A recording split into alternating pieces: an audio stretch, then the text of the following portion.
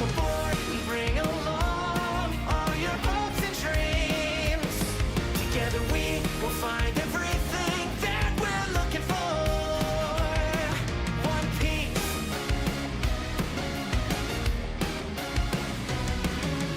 Compass left behind, it'll only slow us down. Your heart will be your guide. Raise the sails and take the helm. That legendary place that the end of the map reveals is only legendary till someone proves it real.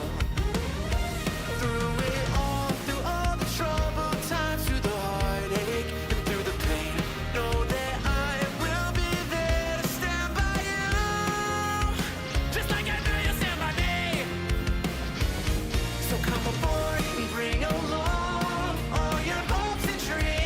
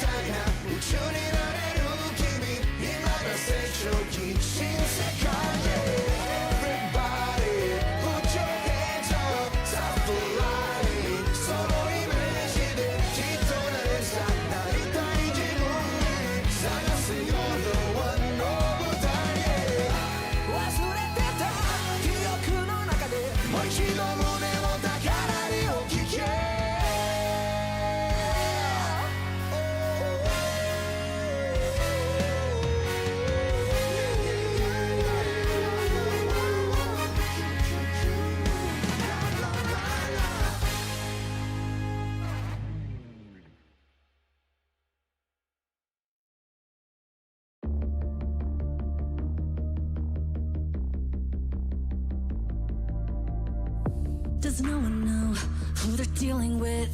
Think I'll let it go, forget and forgive. The rage in me is terminal. There's no remedy but to burn them all. I still got a job to do, my mission's incomplete. Only a traitor could consider making peace.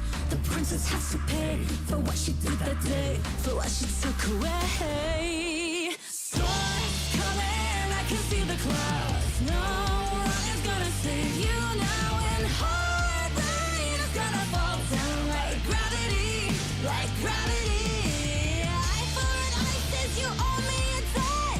Blood's your mess, we're gonna get my hands wet. The blood's calling, now you can't bet on tragedy, like gravity. You think you're hell's great savior? Well, you still win, I return a favor. Take the one you need, make you wash and bleed. While you break, you thinking how you couldn't save her. Wishing you were there when they needed you. The only soul who's ever completed you. Maybe then you'll get a little heated too, and understand why this is what I need to do. Storm's coming, I can see the clouds. No one is gonna save you now. And hard rain is gonna fall down like gravity, like gravity. Eye for an eye says you owe me a debt. Blood's your mess, blood's gonna get my hands wet. The blood's calling, now you can't bet on tragedy, like gravity.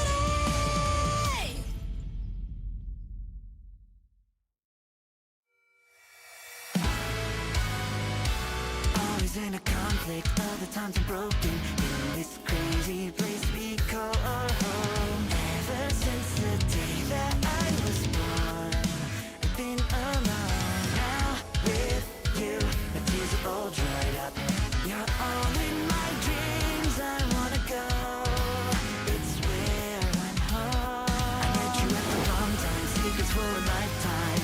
Just promise me you'll keep it close. Lay alone like everything's alright. We'll be just fine. Now with you, there's no point in trying, 'cause all that we need's in front of us. Our heaven made of our love. Bonds that we made on that day surpass even familiar ways. Connected our hearts, together they'll stay. Grab on my hand, yeah, come on, let's go. What should we eat when we're finally home? Here I'll tell you about my day. These are the things I wanna say. I wanna be with you the rest of my days. It's always a comedy when we play. Dancing around on this creaking bed. We'll laugh along until our cheeks are red. Living a life out like this will just play along.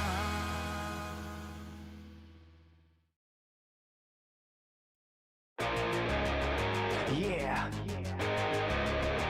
to the top now.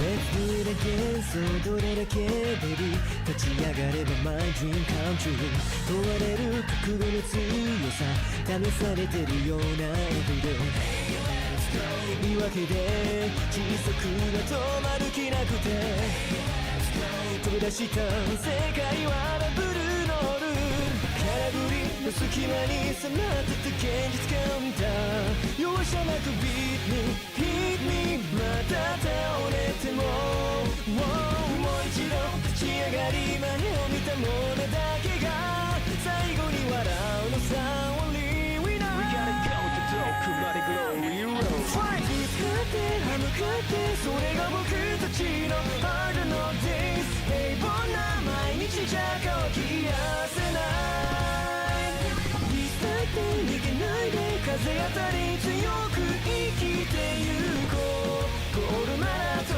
く進むべき Hard no days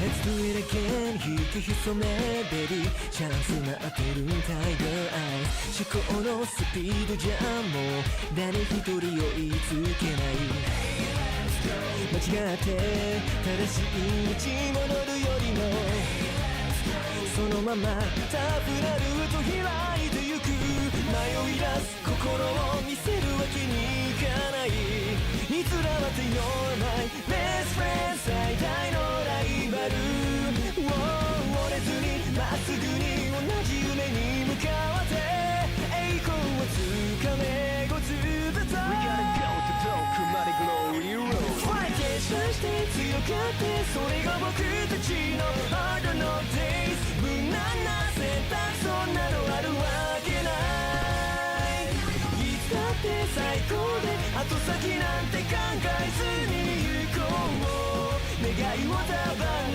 て進むべき Hard no days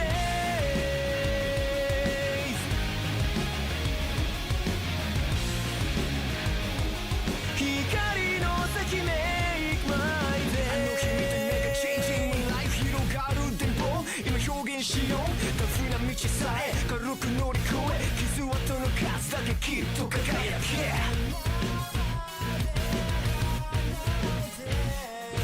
一度きりライフ変わらないマインド一番高い景色を眺めるまで Drive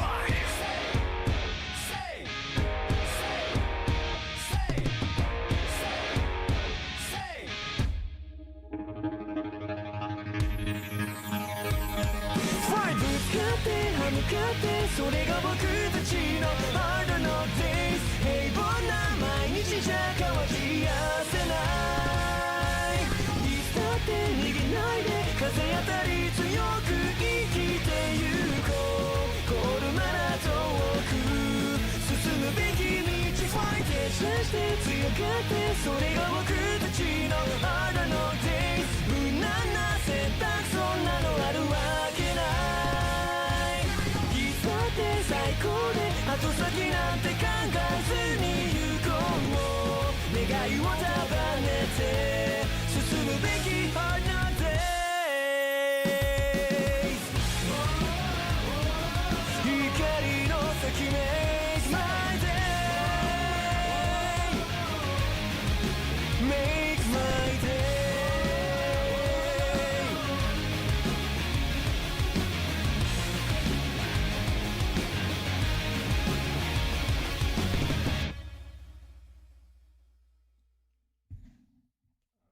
Righty-roo.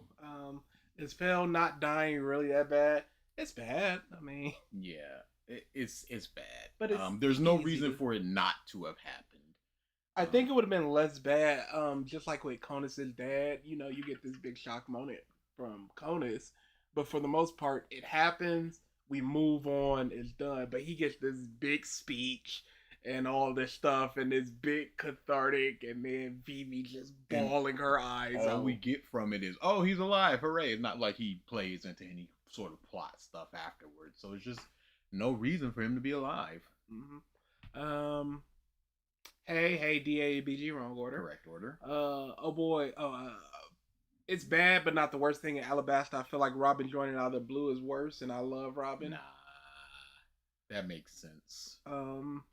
Oh boy, can't wait to watch the whole live stream. This video is just One Piece Glaze. I haven't watched Morj in years. Honestly, I can't stand him or JD Legend as One Piece content creators. They have their audience. The people that love them are gonna love them. The people that hate them are gonna hate them.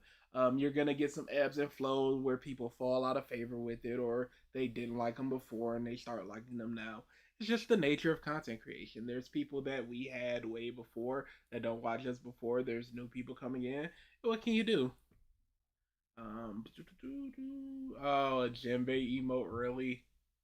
It was an older one I found. I was like, oh yeah. Let's work for Joe Boy. Joe Boy. Month 1, and then said scam. Like, what do you want from me? It wasn't a lot. But he won! He bet what he bet. He won what he won. Proof that I was here. I am here. Hi. Hi.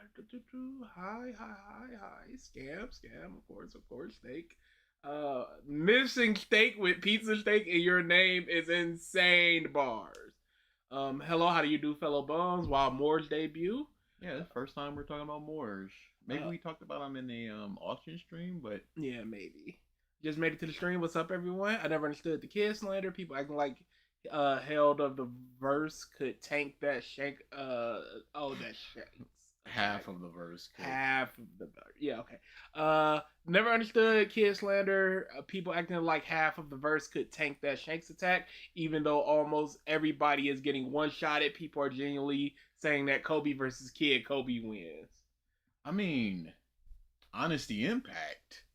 That's more than what we've seen from Kid, because what we've seen from Kid has been him hitting Big Mom and it not doing much. He didn't really hurt her with his biggest attack, the railgun.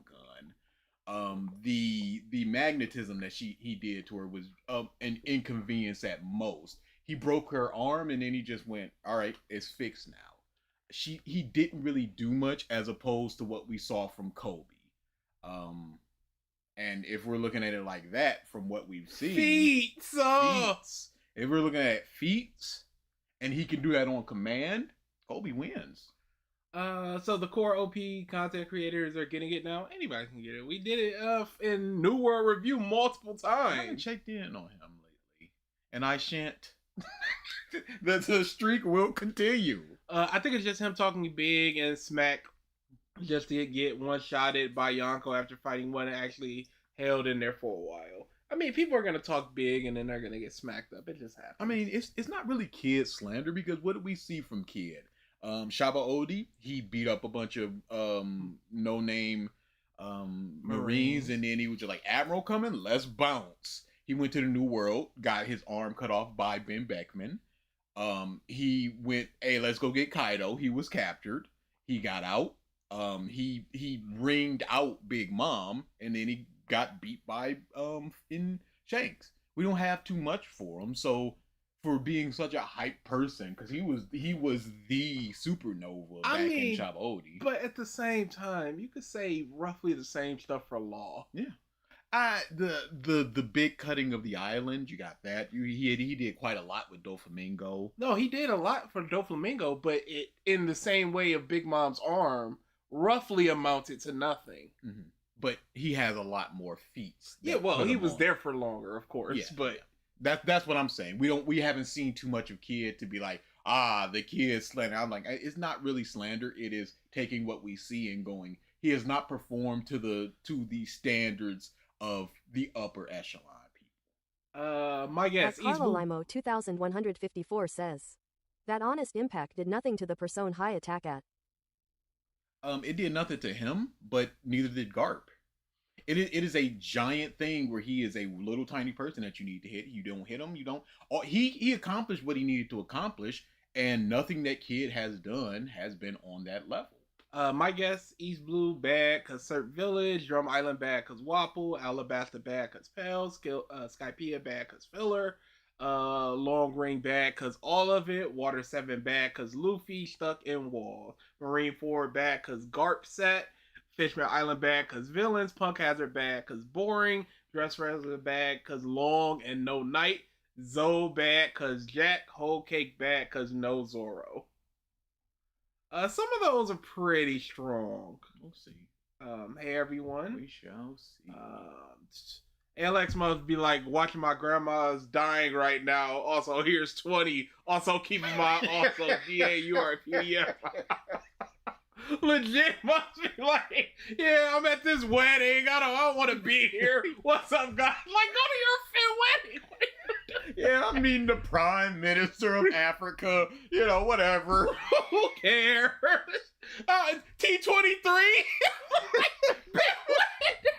Prime Minister. Who do you think wins in these two matchups? Kid versus Kobe and Kid versus Marco. You already talked about Kobe. Kid it's versus okay Marco. to be confused. It's very difficult because, again, like we said, with same thing, we don't have a whole lot. He held off Queen and King, but King was not in his best form. Neither was Queen. All he did was really just bat them around. He didn't really hurt either of them. So we don't really have any kind of, and we don't know what happened with the Blackbeard versus the Whitebeard pirates that made them disband. But Marco intact all of his limbs, but he don't want that smoke with him, even though Blackbeard is only still like 5-6 people, and he got this big island, but you know, it's a bunch of fodder people. The whole Pale could retroactively be somewhat fixed with him having an awakening from that nuke. It's a Band-Aid issue, but that's the best it could get. They said that Zoans were more durable than the other types, so there is things that can put a Band-Aid over it. And in the manga, I don't know if this happened in the anime, there's somebody that fixes him up. Because I know in the anime, I remember him just walking up to his grave and being like, what the is this? Who dead? But in the manga, Joestar. there is someone that's just like, hey, you shouldn't be moving about. You just had a big traumatic thing. It's like I said, it's nothing would change if he were dead, and he should be dead. And he should be dead because all we got is, oh, he's alive. Hooray! Yep. All right, we gotta get into this. Luffy using mirror man technique. I mean, he kind of did. Yeah, no, that's kind of exactly what it was. What's up? I love cats. Hope, Victory Greymon, Vanty Robin, Gene Onko, Gene Otaku, Sam Game, One Piece and My Hero Academia fanboy, Lawrence, Michael, JT23E, Priscilla, Devil Elf, Tootie, Carlo, Pizza Steak, Racketeering Rack Furious, Onko, and Det. Unknown. Why you want to come? The last minute. Well, yeah, what are we doing? 3 minutes late, technically, but whatever. Yeah, no. Robin, what I'm saying is it was in the manga. I don't remember if it was in the anime. Alex, too. My God, now that everybody's names are getting called, most will be like, oh, I'm here. I don't want to lurk. So yeah, we are doing one of the bigger One Piece content creators in Mr. Morj, as he talks about the biggest weakness of each One Piece arc. I don't know how far he gets into the arcs. All the way to Elbaf. No. Yeah, I think this was a couple months ago. So okay. So yeah. There looks to be no description, boys. I already saw the get the crap, posters, get the stuff, hooray. Theories, video playlist, posters, timestamps, and description. One Piece has countless iconic story arcs that string together to make one epic masterpiece. And while I've talked about each One Piece arc's greatest strength... XL0 says, BG, who cares if Pell survived the explosion? It's just fiction. You know what? It is just fiction. The past, there's no such thing as perfect. And even the best One Piece arcs have some small area in which they could be better. So what is the one weakness of each arc? What's the one area where each storyline could be improved? I'm going to go through the whole story from Romance Dawn all the way to Elbaf and make a case for the big... Yeah, no, iconic is always gonna be what it is. Mm-hmm. I wish it was not in the lexicon of people at this point, but it is just a word to them now. Yep. It is awesome. That's all it is now. Biggest weakness of each storyline. But before we get into it, make sure to subscribe. And have you ever wanted a deck of One Piece playing cards? That's right, you can get an entire 52 card. Wanted a deck. The Inuyasha cards looked better. The Fairy Tail one. That's what I'm looking for. I mean, yeah, but you know, I'd still buy those. Are these official? No. I don't know if you should be advertising this then. You know, you can do technically. No, some of these are super intellectual property. Yeah, absolutely. But it's same thing as like cons, and you just buy a poster with such and such person. It's fine.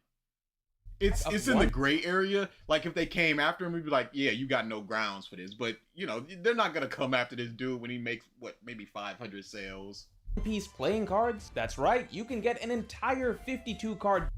Logan Paul has also ruined the TCG market for One Piece and is looking to ruin Beyblade market. I saw the Beyblade thing. I was like, do not come here. Deck with all of One Piece's most iconic characters. just throwing it around like cards. It's just a card that you can pull. It has been was it the 40 two? seconds and there have been 2 icons. What are we doing here? Was the 2 the Going Merry or was the 2 the Thousand Sunny? The 2 Make sure to initially subscribe. was- And have you ever wanted a Okay, so the 3 is with all of One Piece's most iconic characters represented by different cards, from the King of Spades all the way to the Two of Diamonds? You don't need to explain the cards. We know. It's not like, yeah, it's all of them, except for some reason the 9 of Spades. That's just a normal card. It's like, yeah, we know it's gonna be all of them. I do like that the numbers get the outlines and the face cards get their actual faces on them. We've even got the Jokers. Find out which card your favorite character is, and the best part is, if you buy 2 character posters from our Legends collection, you can get another 2 posters plus the deck of cards free. This deal goes away at the end of the month, so make sure you get your Limo deal on 2154 says. The reason for me why my opinion of Kid is that high as Bequaze I treat the anime as also canon, and in the anime Kid tanks and lot of Big Mom hockey attacks. But as far as AP goes, he doesn't have too much. So oh my goodness. Oh! $70 for a poster? So getting 2 posters. So you would get 4 posters and a deck of cards for $140. That's not a deal. You can go to any anime con and get posters for $20. So for 4 posters, it's $80. It's a scam. Not necessarily a scam, but it's not a good deal. Yeah, I don't believe this is worth the money. Click on them. Maybe they're like super high gloss or something. 12 by 18, slightly bigger than a normal poster, I guess. Might be the same Poster size. frame not You included. ain't got the frame on this bit. Give him the frame. We breaking $80 on this bit. Give him the frame. Shipping calculated at Oh, checkout. and shipping. Can we see what shipping is? Because if this is $8, this is to Detroit. Oh, shit, shipping. It's not worth it to dox yourself. I mean, I've been fairly doxxed. Oh yeah, shipping address. Yeah. Okay. Oh no. Okay, they got it. Yep. Yeah. No. $5 for shipping. Oh, and then there's $5 taxes. So it's legitimately $80 for a if you're just like, nah, I just want the crocodile. You paying $80. on playing cards by hitting the link in the description below. Romance Dawn has very simple storytelling, which is no problem for the first arc in the story, but something that definitely doesn't hold up well is specifically the overly simple dialogue. The dialogue feels downright childish in the first few chapters of One Piece, almost as though it's like a kid's storybook rather than the start of the greatest epic of modern times. While Shonen Jump is aimed at schoolboys, I don't understand. Yeah, this is the first time I've seen pirates. Yeah, he's a mountain bandit, so he wouldn't have seen pirates. Yeah. It's just the same as people first time they seen devil fruits, but then you go into the new world, it's like everybody's got it, so guess it. I'll have you know I've killed 56 people, mostly fools like you, yeah. Happy-go-lucky fools like you who don't let me get my way. What's the problem with this? even by shonen manga standards and the Something the mountain bandit, I don't standards know. of the rest of One Piece, the way characters talk in Romance Dawn just feels a bit too basic. But luckily this What the fuck? We'll end up being enemies. Yeah, if I join the Marines, you're helping me to achieve my dream such that I will come after you in a few months to years. You have to explain more than it feels a bit basic or simplistic. Because just this, like, this is a cool moment, but what about the day-to-day dialogue that was going on from the rest of them? Between moments. noticeably improves very rapidly as East Blue progresses. Done! Like, there That's was almost crazy. nothing there! That's crazy.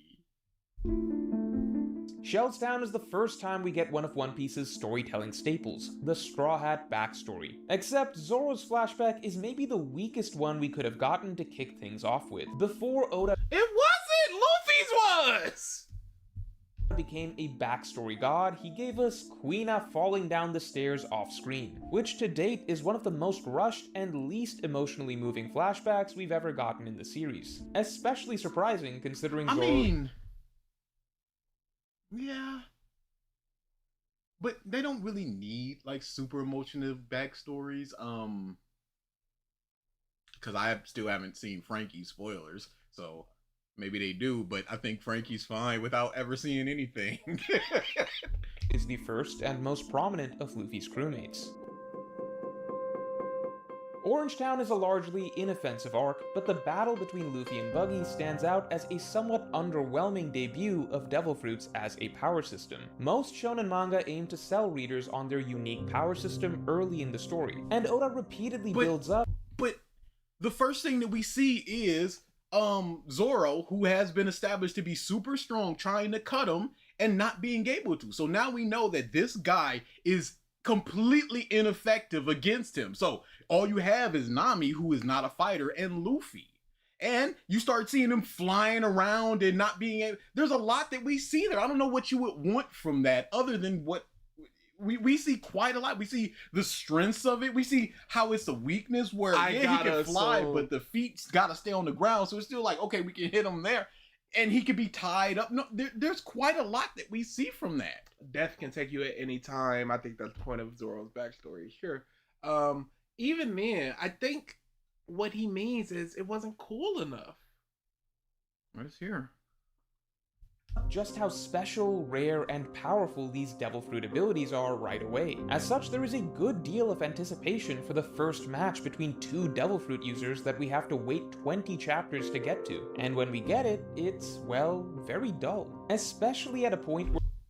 So you're comparing the final couple episodes of Naruto proper with this dude that's been built up for some 120 episodes with Buggy, who's been here for, it's the beginning. This is not a fair comparison based upon just this picture. Yes. But again, you're just saying that it's lame. I don't understand.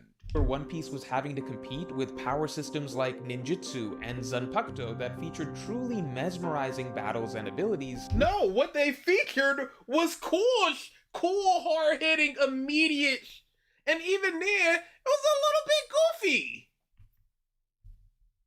Cause the first like taijutsu thing you could talk about was trying to capture the bell, and David and that was goofy. The goofy guy is goofy, therefore bad. Yeah, this is not a proper criticism to One Piece. It's just like it's underwhelming and then you just go, yeah, we got stuff like Naruto where it's got ninjutsu. It's like, okay, so what did we see? It's a dude, they transformed into a shuriken and he let go to water. It's like, then you got Naruto doing a bunch of his clones. After that is the bell test where they're getting poked in the butt. But here you got the strength. Like I said, you got the strength, the weaknesses. He uses sharp objects, which we know that Luffy is affected by. I don't see how it's lame. Bad. No, it's the best pause frame. Okay. Luffy and Buggy's awkwardly choreographed and ultimately comical showdown does not paint a particularly exciting picture for new One Piece readers. It's fun. Yeah, it showcased what kind of show this is. Yes, you have the super serious moments, like with the dog and the building being blown up, and then at the end of the day, and Nami burning her hand trying to stop the cannon. But here it's just like, how do we beat him? Well, we just kick him in the nuts. Like, yes, that is a feasible thing because this dude is this dude. He is so in his own head that I got a devil fruit. He's a big fish in a small pond and nobody can come up to him. So he just leaves his lower body completely open such that Luffy can just kick him in the balls. I think this is completely fine. As to the appeal of this series' power system, and it doesn't help that this remains the only showcase of a fight between Devil Fruit users that we get for a long time. Syrup Village doesn't have a real weakness beyond not doing quite as much for Usopp as it potentially could have, since Usopp inherently carries a lot more negative traits compared to the other Straw Hats, being a liar and says, "No, it was fun, and Buggy constantly going for the hat adds a second layer of attacks Luffy has to deal with." My reaction to the comedy manga having comedy. When does it get cool? Yeah. And as far as this goes, this is laying the foundation for his character. This isn't I think the culmination of that, or like the zenith of it, is the Arlong thing. Yes. That this is just the beginning. This is showing that he is cowardly, but he is brave, and he's willing to sacrifice himself for the sake of his friends and everything. And then that goes back to the Arlong Park thing of just like, I can't do that no more. His first thought, his first instinct is to lie. And he's like, I cannot do that anymore. This part really feels like he's trying to look for an issue just for the sake of the premise of the video, which I would also not have a problem with if he was explaining these things better. Just going, the buggy fight was a little dull because ninjutsu and Naruto and Zanpakuto and Bleach. That's not good enough. The dialogue is a little basic. I don't know what that means. Like, you've got to come a little bit better than that. If we got a Devil Fruit fight every other arc in the East Blue, then Devil Fruits wouldn't be regarded as real over there. Yes, we're going to not have those things because it is just like, holy Devil Fruit user. Whereas in the future, it's like, oh no, they've got a Devil Fruit power. In the East Blue, it's like, Devil Fruits exist? Holy Coward, I would argue that there is more heavy lifting required to make the reader embrace him as a Straw Hat in his introductory arc. And I think it did with him lying to his own crew just to be like, I can handle this myself. I don't want to worry them and put them into danger, so I'm gonna do what I always do and lie to them, such that they just go, all right, you pieces, that wasn't cool. So he's losing his friends' trust just for the sake of saving them. That says so much about him. I will turn it into a lie. Village ultimately does show Luffy that was Usopp so is ugly. Usopp was so ugly. This first arc was not cooking. It was for this real man. bad. It's real early JoJo's ugliness. Boy. Straw Hat in his introductory arc. And while Syrup Village ultimately does show that Usopp is capable of being brave, it's not really until Arlong Park that we get to truly see and appreciate the depth of this character's resolve. Yes, depth! It has to go further! You have to explore characters in a long-running series. You can't just plop their introductory arc, go, this is everything to them, and move on. And just watch them be that person for 800 chapters. They gotta ebb and flow. It's introducing. As in Syrup Village, Usopp is largely carried by the other Straw Hats throughout the conflict. I don't think so, because he also ordered the Usopp Pirates to protect Kaya. Mm-hmm. That was their goal. He faced off against Kuro. He went into that and did it. Waiting 2 arcs too much for this guy. He has to just be looking at it as a person that would first pick up One Piece. What would they feel here? Catalyst. Weakness is also its greatest strength. See, the main Baratier plot.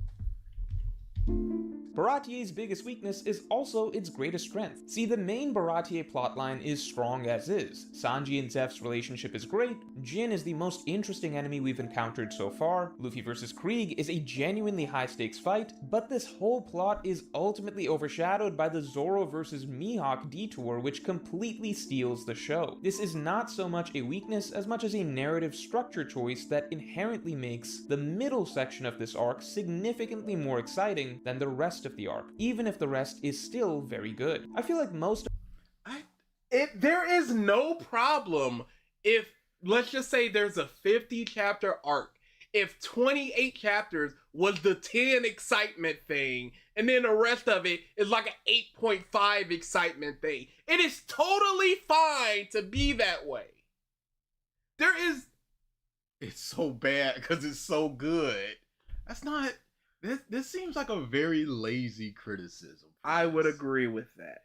You could have easily just been like, Don Krieg is such a nothing villain. He is the most nothing of the East Blue people. There's nobody more nothing until we get to like Wapple.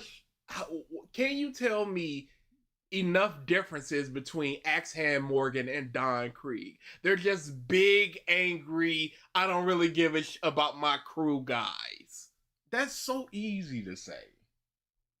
After getting the bombastic buggy and the cerebral Koro, we kind of regress in villainy back to just this big hulking guy that's I'm better than This you. feels more like a secondary Dragon Ball villain than a main arc One Piece villain. Something like that. What do you guys think is the homework? Sounds like some homework, because We'll we do can't some- just rattle that Yeah, off. we'll do some homework. Of One Piece's Remind us at the end of the stream if you're still here. best arcs reach their high points towards the end, so Baratier is a notable example. No. The best part of Ennis Lobby is I Want to Live. So I'd say one of the best parts of Water 7 is the Usopp and Luffy fight. So, Yeah. Exception, even if it is completely understandable why Oda made this narrative choice. that was a terrible. The weakest part is that the rest of the arc isn't as good as Zoro Mihawk. At least he didn't say iconic. At least he did not say iconic. That could have been warranted. With how much he was hype comparing Bleach and Naruto and One Piece, I'm surprised he wasn't glazing Mihawk, no diffing Zoro. He probably was in the greatness of each arc.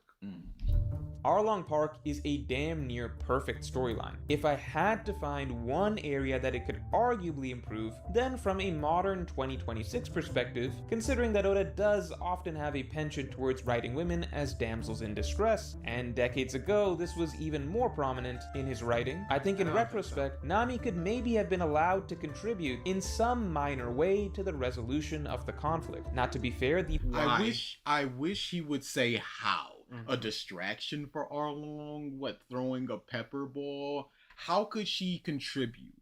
That should be part of your criticism. You can't just say, yeah, this could happen, without properly explaining how it could fit into the story. I can't agree that she should have played some part in the final battle when I can't remember who said it, but part of the thing was that she needed help and she needed to understand that she can accept that help and that other people can At handle Lester things that she 5424 cannot says, if she just the asks stretch for it. that would make Luffy snap his limbs.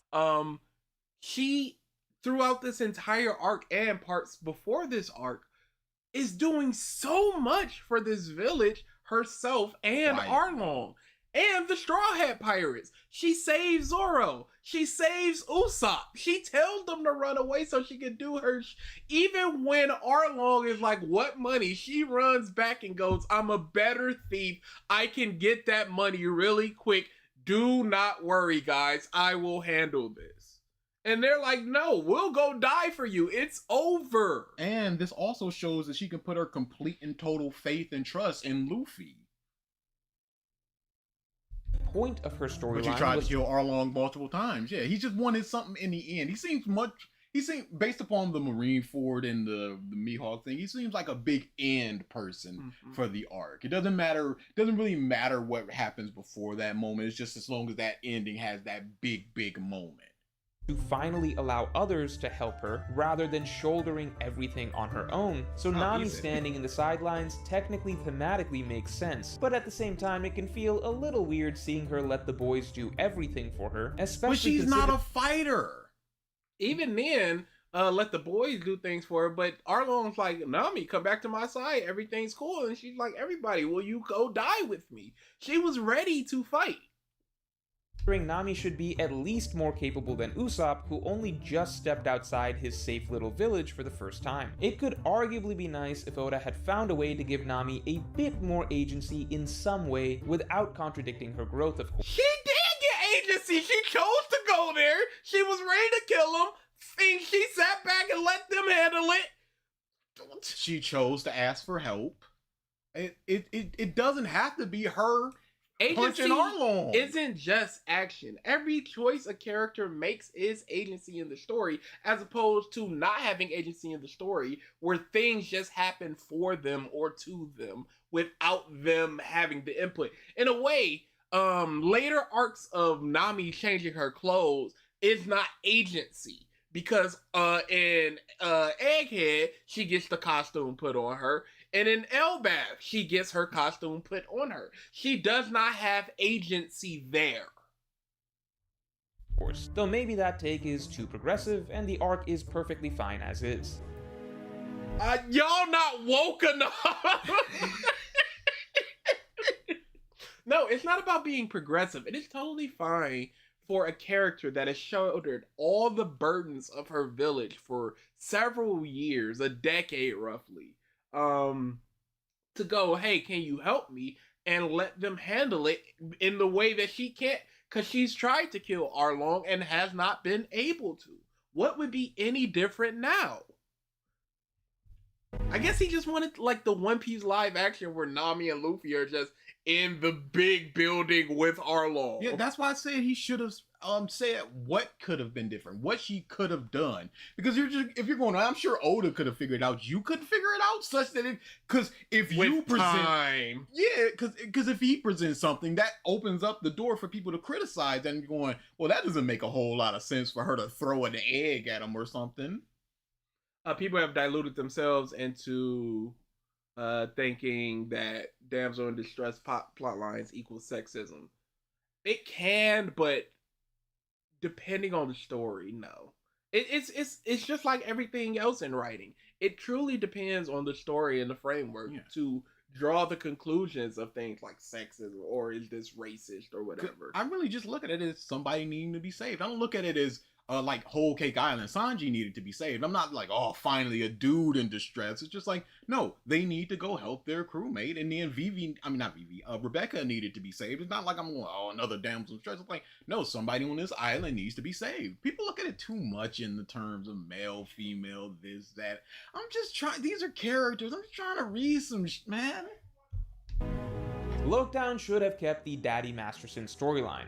That's all. I completely get why Oda wanted to get to the Grand Line by chapter 100, and therefore cut Daddy Masterson. And in all honesty, Lockdown works great as a quick set of 10 out of 10 chapters back to back to back, but the Daddy Masterson duel with Usopp would have been another great segment that would have fit in seamlessly with the rest of Lockdown. And it was just so good for Usopp's character in general, as another connection to Usopp's broader journey of following in his father's footsteps. At least we got this in the anime.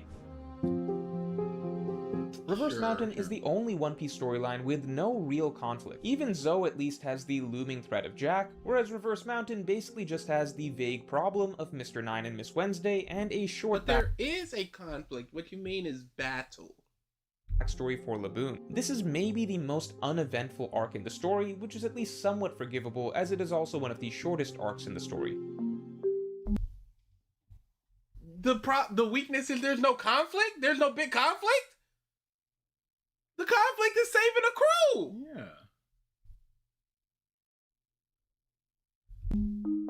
Yeah. Unlike Reverse Mountain, Whiskey Peak feels like the true exciting start to the Grand Line that readers hoped for. With the revelation of Baroque works, the battle— I'm sorry. A giant whale blocking the ship and then eating it is exciting. Not everything is battle in terms of excitement. And hearing his story and trying to figure out how to stop him from doing that. It shows that it doesn't even need to be a person. It can be an animal that we care about, much like the dog. It's just like this. Even these animals have their own story, and let's solve them. And that shows what kind of person Luffy is and the crew is, and it builds the world. It's a lot of things that's just good there. Like you said, it's short, so it's just in, out. against the 100 bounty hunters, the start of a plotline. It just seems like he wanted to get to certain things, and instead of just going, yeah, I just want to talk about the Punk Hazard stuff and the Wano stuff. The easy stuff I can do. Let's do each arc, and then it's like, oh man, I guess the problem with Variety is just it wasn't as cool as the Mihawk stuff.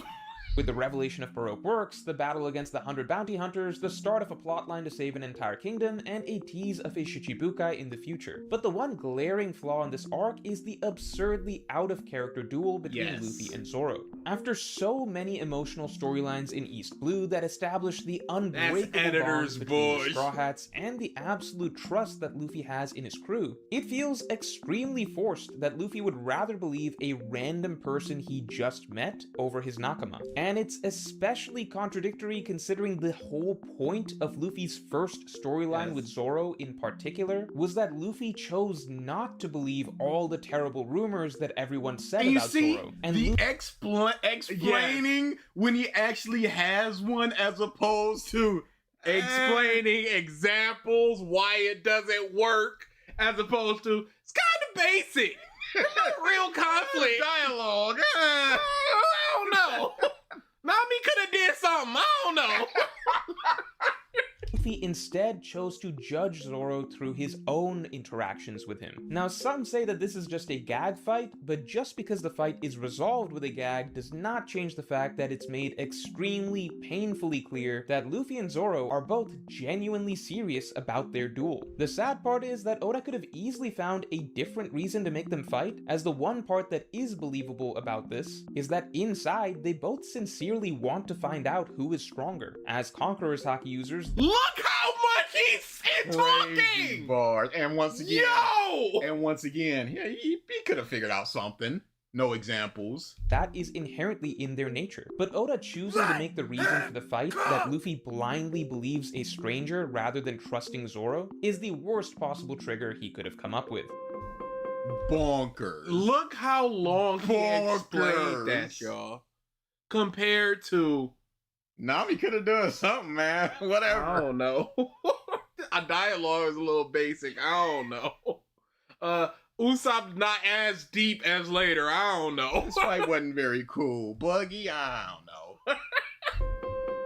Little Garden is often viewed as one of One Piece's least exciting arcs, which disgusting. Why would y'all think that? I don't care.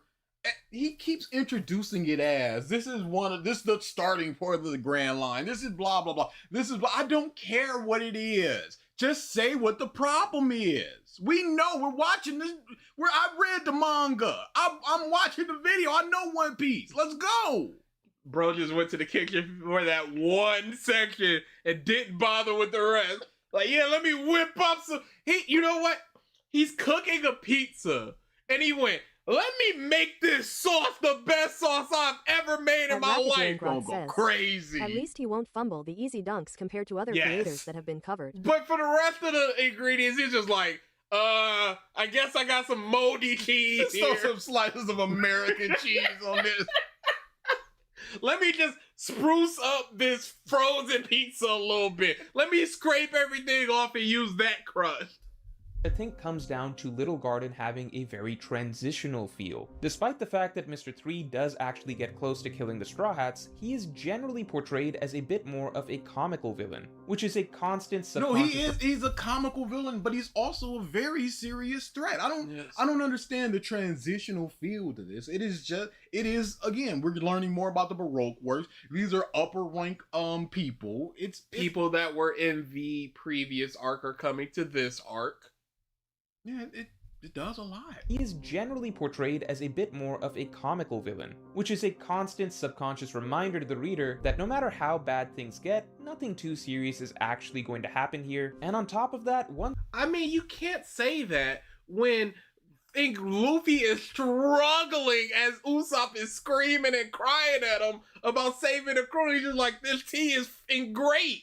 But there were very serious things going on here. He's not even like comedic, he's just more unserious.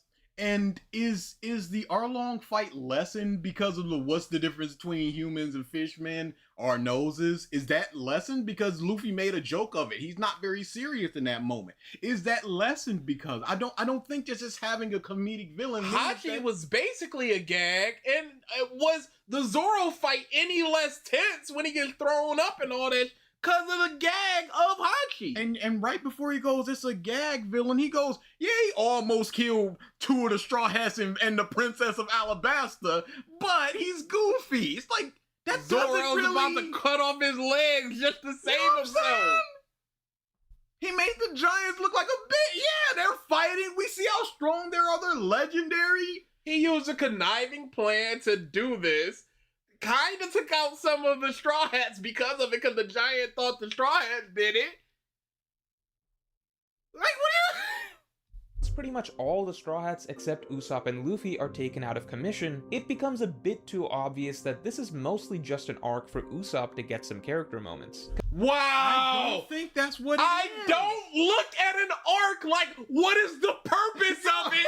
The purpose is to give Usopp some moment. I never look at Never. arcs this way. Combined with the fact that we know that this arc is just build up for Alabasta, little... Why would we know this if we just read it or watched it for the first time? Everything is built up for Alabasta. Isn't Whiskey Peak build up for Alabasta? Garden can feel at Everything points like is. Until we get to Alabasta, there's always little bits and pieces there. the fact that we know that this arc is just build up for Alabasta. And we don't know it's just build up for Alabasta. Because it's not just build up for Alabasta, because several things in this arc come into play in future arcs, non-Alabasta arcs. Garden can feel at points like an arc that we need to simply get through to get to the big stuff. I've never Back to the felt big stuff. Back to the awesome awesome, stuff. strong, cool, hype, aura. I like Little Garden. Yeah. What do you want? You can't just say it feels like a transitional thing when 3 people were almost killed. Drum Kingdom is a masterclass in emotional storytelling. Even though it's a complete diversion from the building Baroque works plot, Drum Kingdom proves that a storyline does not need to be high stakes as long as it's well written. However, while Chopper's backstory is One Piece at its best, the rest of the arc is defined by Wapol, who is one of the least exciting arc At villains in Hope-Jan One. says, just say you hate fun and jump to Pell dying. Legit. He's back to he's Wapol, just a fun guy. Out of here, bro.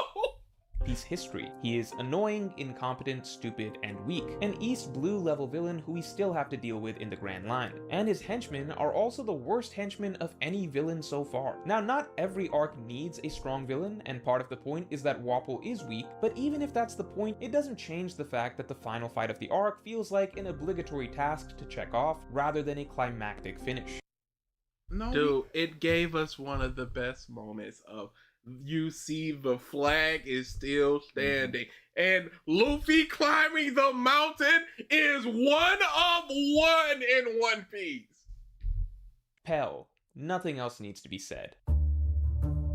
Quick quiz, do you know the name of these 2 characters? My guess is 99% of One Piece readers don't, because they kind of sucked. Oda usually knocks it out of the park with I don't know the name of like 4 of the 9 scabbards. There are that doesn't mean anything. legitimately hundreds of One Piece characters. Especially, Named characters, maybe thousands. especially considering this is what, chapter 200-300 of thousands of chapters, and they're relatively minor villains. Like, I don't think that too many people can name all of the CP9 members. Like, who's bumping Fukuro? Yeah, who's bumping him? Like side characters and arcs, but Mashira and Shoujo are no Johnny and Yasaku. I think the fact that these 2 were active hindrances to the Straw Hats early in the storyline that stalled the plot multiple times for no real reason prevents them from being as beloved. But they really are the only It doesn't weak stall the points plot. of They learn about Matsuda through them. otherwise flawless arcs. Skypiea is appreciated today largely because of hindsight. We No, I've always enjoyed Skypiea. No, Skypia's always been good. I'm not watching. I'm not looking at this and going, oh, there you go, Sun God Nika, because this wasn't the plan. Shut up. I just got done rereading these things. I still like Skypiea. I will not hear a thing about it. Remember, every character in a 20+ year long story, dude can't be serious. That's not a really good critique. Hey, what's the mayor's name in the dog town where Buggy was? don't know what. I remember Full Body from I remember Patty from Baratier. Who was the other one? I don't know. What are the additional Blackbeard crew members? You got your Jesus Burgers, you got your Lafitte, but the big lady. I don't remember her name. The big giant dude. It's like it's on the tip of my tongue, and if somebody says, I'm like, yeah, him. But they're Wolf. not. San Juan Wolf.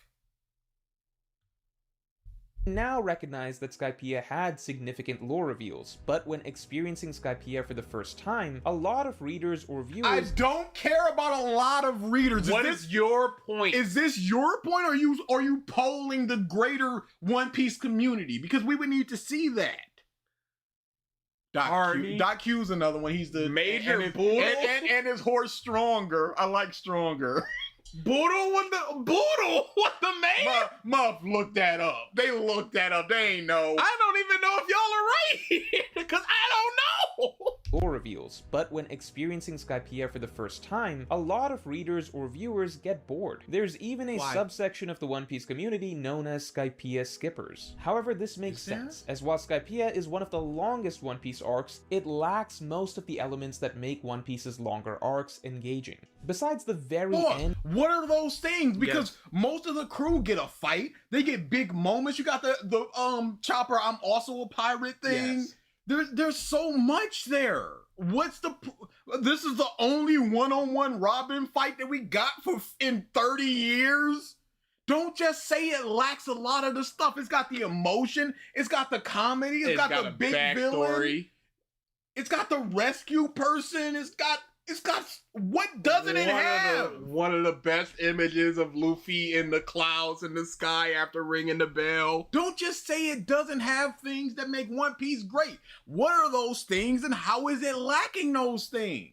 This dude skipped JoJo's part 4 because everyone said it was boring. Oh my god. He seems the type. Like what a Katarina fantastic Devon, that was fight against a big bad.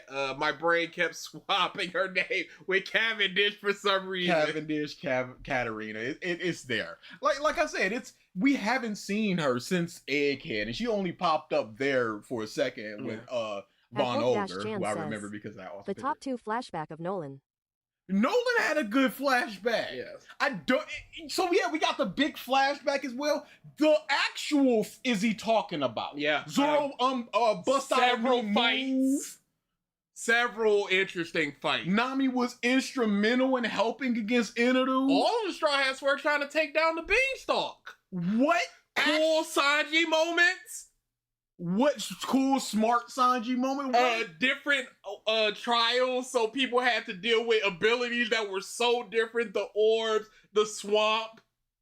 You got to see more of Robin's ability, like when she put her hand down and then put the eye in the hand. It's like, okay, so now we know that she can do that. A completely different technology than anything we've seen so far in Dial stuff. The f is he talking about? Most of the elements that make One Piece's longer arcs engaging. Besides the very end when we get NL's shocked face and the Nolan and Kolgara flashback. It wasn't the very end. There was so much after that. Were like this was the first of 2 fights that they had. This isn't the very end. The beginning of the first of 2 fights they had. First 80% of Skypiea generally lacks iconic moments.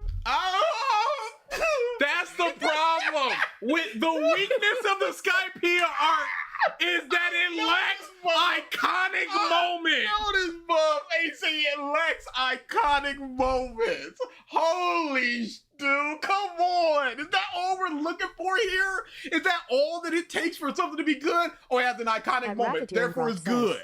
It also sets up the Mary stuff with it fixing itself. The Mary stuff, yes! The Chopper blowing the whistle for Godfall. I have to protect the ship. I get 1 whip. Sweet! And him going, stop burning the ship, and he's just breaking it and pushing it around. The big L Thor cloud, the big sweeping thing we get there. Thanks for the lights. so Spirit good. Saiyan Oh, thank you Goku, for the super Primal chat. Instinct Goku. And when Conus is betraying them and she's crying, and they're like, "Why would you tell us this?" When Luffy was just like, "You've been acting weird since we left." That shows his awareness of people and how they act. Thank you for re-up to the bombs. Iconic moments. Do iconic instantly mean good? I think that nothing happened is an all right moment. But I'm not going, this arc is amazing because of nothing actually happened. Bring in the bombs. Thank you for the re-up to the bombs, Carlo. The first 80% of Skypiea generally lacks iconic moments, exciting plot twists. I like how instead of saying the fake out of the old man, he's going not enough iconic moments, which is an actual moment you can go. Because it's just the prevailing thing. But like a plot twist, these months, Conus tried to betray them! Yeah. And it was just like, yo, there's gonna be 5 people left. I'm gonna destroy everything. I'm gonna destroy everybody that's left that's past that 5. The reveal of how Interlude's actually listening to people. The fact that he's not God per Bitch-ass se, nigga. but Just stealing my fucking shit every day, robbing me of views, robbing me of analytics. robbing me of analytics. Okay, what's happening and how bad is it? It's pretty bad. Thank you for the super chat, Overlord. it's not iconic, and therefore it's bad. Yeah, Skypiea for 80% does not have enough iconic moments, and that's the weakness of it. Interlude self-reviving himself. The people's fear is God. Is one of the barsiest bars that have ever barred. And this month's going, oh, except for that past, the backstory, and the very last fight, there's not really iconic moments.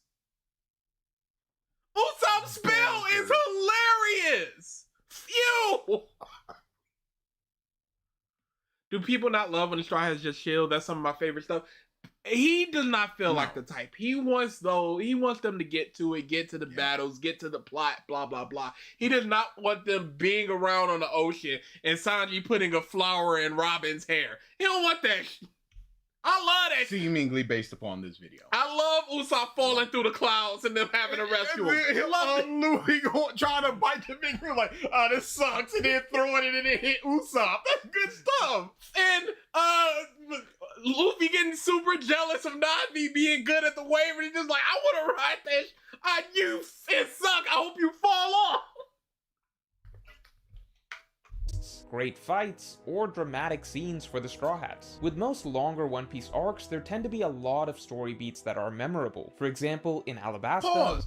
That is no different from what you mean by iconic. At David Guts says, just a reminder this guy was one of the main leaders of Raid will fail in Yeah, Wano. that dude, I remember that dude was pushing it hard. Which is actually shorter than Skypiea. We had Ace's introduction, the Mr. Prince sequence, Luffy versus... So Even if it's set in stone, I'll smash that future! Inu is the icon. The hell is he talking about? Thank you for the super chat overload. So the thing, thanks for the light thing, is not a moment people reference all the time as one of the cooler Sanji moments. That's not what happened there.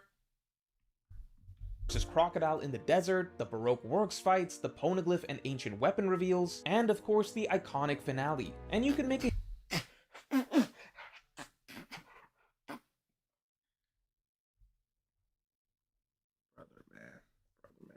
Thing, the Mary fixing them itself. Again, we talked about it with the whole thing with the why did you tell us that? There are so many great moments in arc. I'm sorry that the One Piece community at large does not appreciate these moments, but them not appreciating it does not mean it's a weakness of the arc itself. Just them trying to figure out how to get past the ball test. It is not we can just punch this guy and win. We need to think about this thing. A similar list of notable plot beats throughout most of One Piece's longer arcs, whereas Skypiea is kind of just One Piece going through the motions until the very... The Island song! You can't just list things and be like, oh yeah, these are memorable, and this has no memorable thing. You can't just say that when it's false. Thanks for the lit. Ring the bell. We are here. Gum Ricochet. The fuck is rubber? There's so many things! And Zoro doing the eye thing, and Nami following it. He's just like, these goggles, they're super. It goes a regular guy. Ah, shit. The ending. Did he talk stretch. about Alabasta? He just said pale. Yeah, and then pale. That's all I know. I'd wager most readers would struggle. I don't care I about do not most give readers. an actual. What do you think? Because I do not agree with most readers. So when you talk about the weakness and most readers would agree with this, I am a reader that does not. So this means nothing to me that it doesn't have iconic moments or whatever. I need you to talk about the issues of this arc and what's weak about it outside of the lens of a lot of people say. Right now to recall the actual full plot of Skypiea without a refresher. What? The plot is easy. Yeah. Enel's trying to sink the sky and fly to the moon, and everyone's trying to stop it once they learn the plot. The Shandorians are trying to get their Varth back because they believe they are the rightful owners of it. Readers would struggle. It's inaccessible. Tired of this ad populum nonsense. Yeah, it's terrible. Legitimately. Surprisingly, I believe the only weakness of Long Ring Longland is its placement. There's no point in critiquing it for being a lighter, lower stakes, comedy-focused arc, as that's what it aims to be, and it's enjoyable when viewed through that framework. However, the problem is that this arc comes right after Skypiea, which already felt like a very long side quest. And so to then Everything, and I said this when we first heard it, everything is a side quest that isn't going towards the One Piece technically. Every single thing. Alabasta itself is a side quest because that's not where their Kinda log off topic, portals but was Eno pointing. low-key is chill when he's not a totalitarian mass murderer. He's awesome. Alabasta was not in their view. They were not going to there. They needed an internal pose in order to get there. And it only became relevant once because we know about the poneglyphs and stuff. They had no clue about those things. So if not for those things, it would just be, hey, this person is hurting our friend. Let's go punch him. So again, yes, everything is a side quest that doesn't lead them to a step closer to the One Piece. So just saying side quest means absolutely nothing to me. follow that lengthy side quest up immediately with Long Ring Longland, which feels like filler, gives the reader the sense that the stretch between the end of Jaya all the way to the start of Water 7 is a very, very long window where it feels like the actual plot of One Piece doesn't progress. Hey, I don't care what it feels like for people. How What did it feel Water like for 7 you? and its lobby progress the plot of One Piece? One for all, full cowling, Detroit smash! Crazy. Arc about losing crew leads into that again. Thank you for the super chat, Hope. I often refer to this window in One Piece as the hump when it comes to new readers and viewers. Anyone who can get past this hump to Water 7 is generally hooked for life. But you said that this is the placement of You this. can't Dragon combine Instinct them. Goku. Dragon Instinct You Goku. cannot. Dragon Instinct Goku. In the words I of a hope wise Dash Jill a-hole, says, fuck the plot. I don't care for your boos. I've seen what you applaud. Great line. Thank you for the super chat, Overlord. Yeah, like, what did Alabasta do to progress the plot of One Piece? What do you believe is the plot of One Piece that Skypiea did not provide and that Long Ring Long Island did not provide? And he said it's a problem with the placement, but he didn't say where it should be placed. Should it be placed after this, one of the most emotional arcs in all of One Piece? Should have been placed before Skypiea, but that would have been the same issue, but in reverse, where it's filler arc leads into super long arc. Where should have been placed before Alabasta? Before where it's just like, hey, Nami almost died, and we got this reindeer now. Oh, but now we're fighting for our crew. That doesn't make sense. Where should the placement be? And that's the problem with him using the people as a barometer of this is what a flaw is, because he can't properly explain what the issue is or where it should be. He's just going, well, people say that this is the hump and you need to get over this. Like, okay, so where should Long Ring be? Alabaster gave us 5 Garys that drank poison to defeat Crocodile and died from poison off screen. I think it was important. Why are you combining Water 7 and Ennis Lobby? Why didn't you combine Jaya and Skypiea in that same thing? Because it is much closer to the same arc than a Water 7 and an Ennis Lobby. You can't be doing this. Remember when I said that no arc in One Piece is perfect? Well, I tried, I really did, but I cannot think of one thing wrong with the Water 7. Says, that's crazy. How could they make me do this? I'm cute. Well, I'm cuter. No, I'm cuter. Keep rolling. The CP9 have been born and bred for assassins since they were children. Why are they allowed to have these idiosyncrasies that hinder their ability to do assassins? Kumadori is super long-winded in his talking, such that he doesn't even realize when people are running away or being distracted. Jiraiya,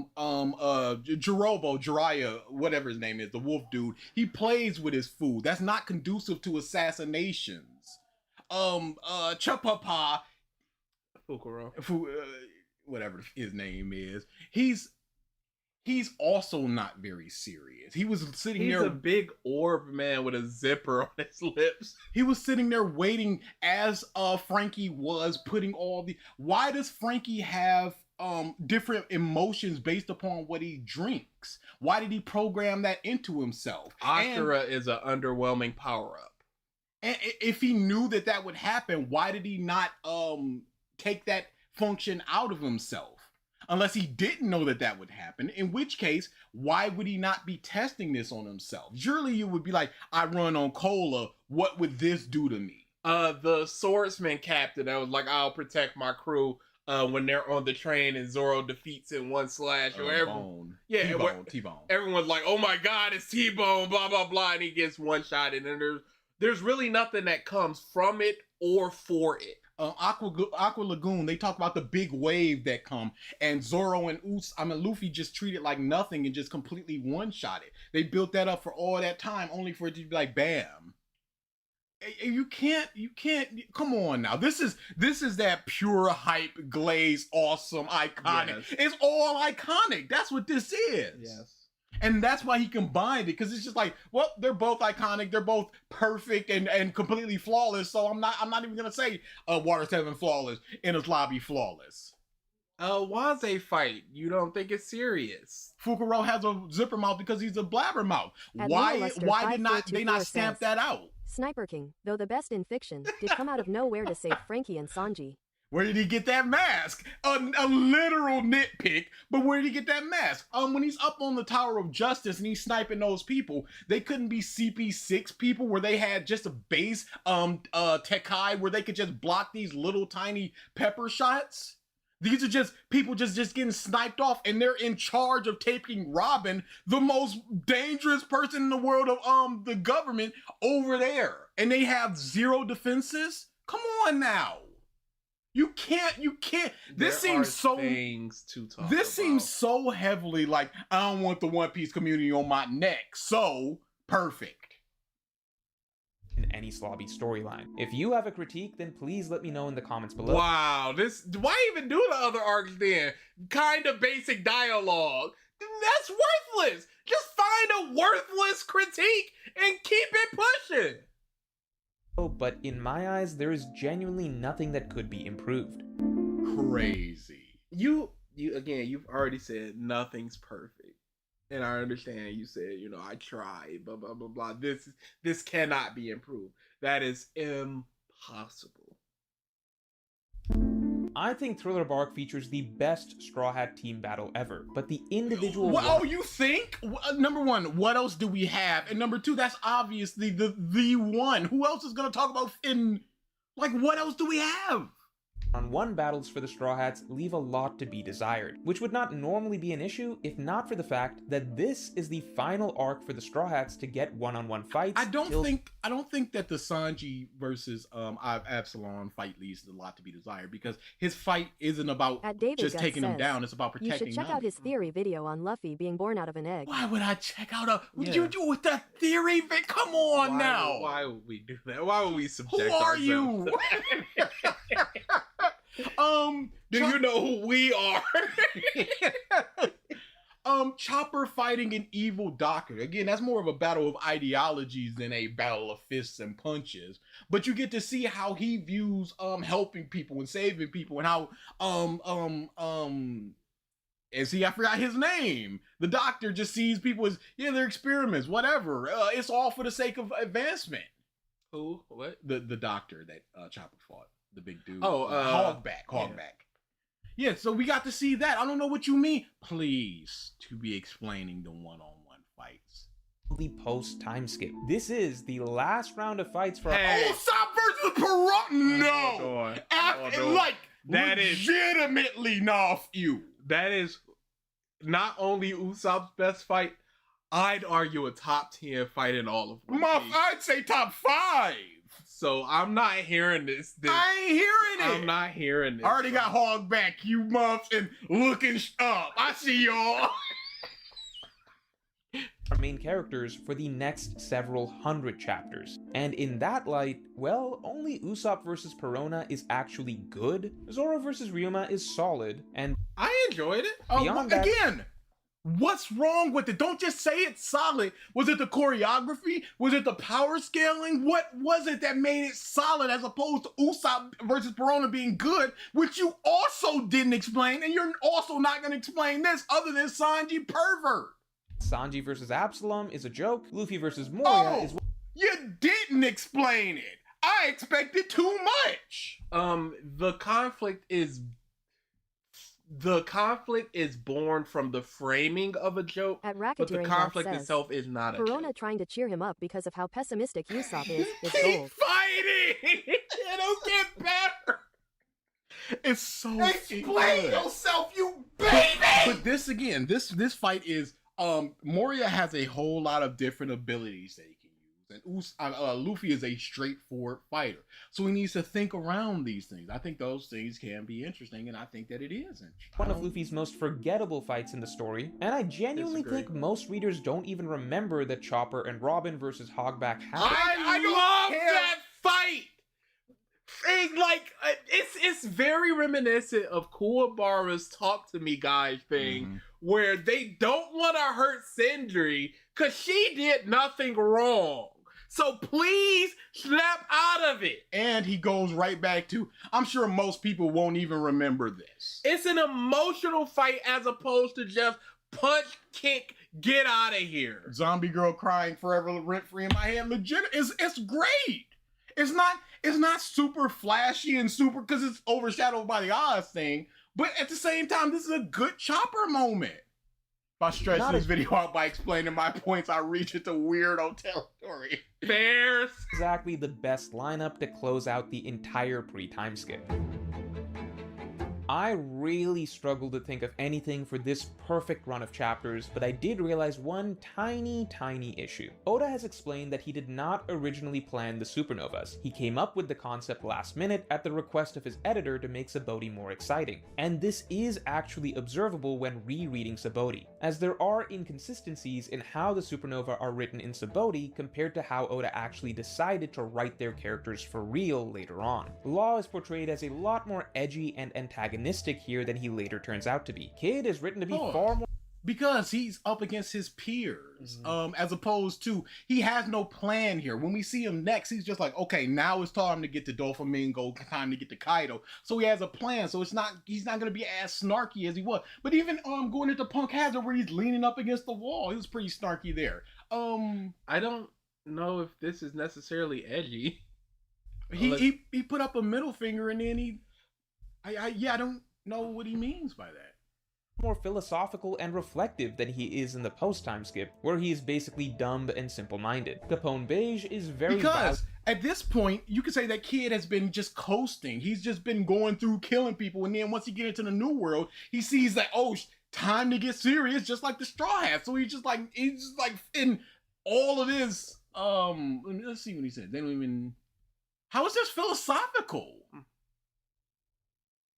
in the post-time skip, where he is basically dumb and simple-minded. Capone Beige is very violent and cruel to subordinates, even though post-time skip he is actually written to be very protective and caring towards them. These subtle differences make sense, as Oda did not have time to think exactly how he wanted. But 2 years changes people. Who's to say they are not this person now, and then Hope later Jan on says, became it? Badge has not settled down to become best dad. Yeah, and his wife could have changed a lot of them. Capone is only like that before he met his wife. Yeah. Yeah, no, they're not the exact same people they were 2 years ago isn't necessarily an issue of early characterization or lack of direction for the characters, as a lot can change in 2 years. To write and use these characters in the future, and so it seems he subtly altered their concepts later. Amazon Lily is simply One Piece playing to its most cringe humor. In general, the arc is filled with dick jokes, ball jokes. It's not filled, it's early on, and then like I think once near the end when they're partying. Women are from and this is how you would reasonably believe an island of women to react to a guy. Especially, you know, oh, the mushrooms, boom. He's got another mushroom, it's not coming out. Get your hand off my family jewels. There's jewels in there, let me see it.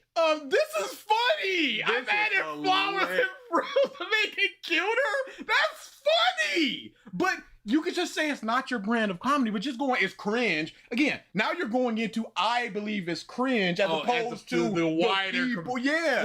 He's like weaving in and out when it's convenient. The people say, and I agree, the people don't agree with what I'm saying, so I'm just gonna say it. Venus, men are from Mars jokes. Casual clothes should always have frills! Come on! Etc. It's funny for kids, which to be completely fair is the demographic One Piece is catered to, but it is kind of eye-rolling for older readers, especially in the middle of the I might be older than you! I find it funny! I would like to know what he believes is funny in One Piece to compare to this. What does he didn't enjoy the buggy stuff. Yeah. So what is the mature comedy in One Piece that you can find funny, but this is automatically labeled kid stuff?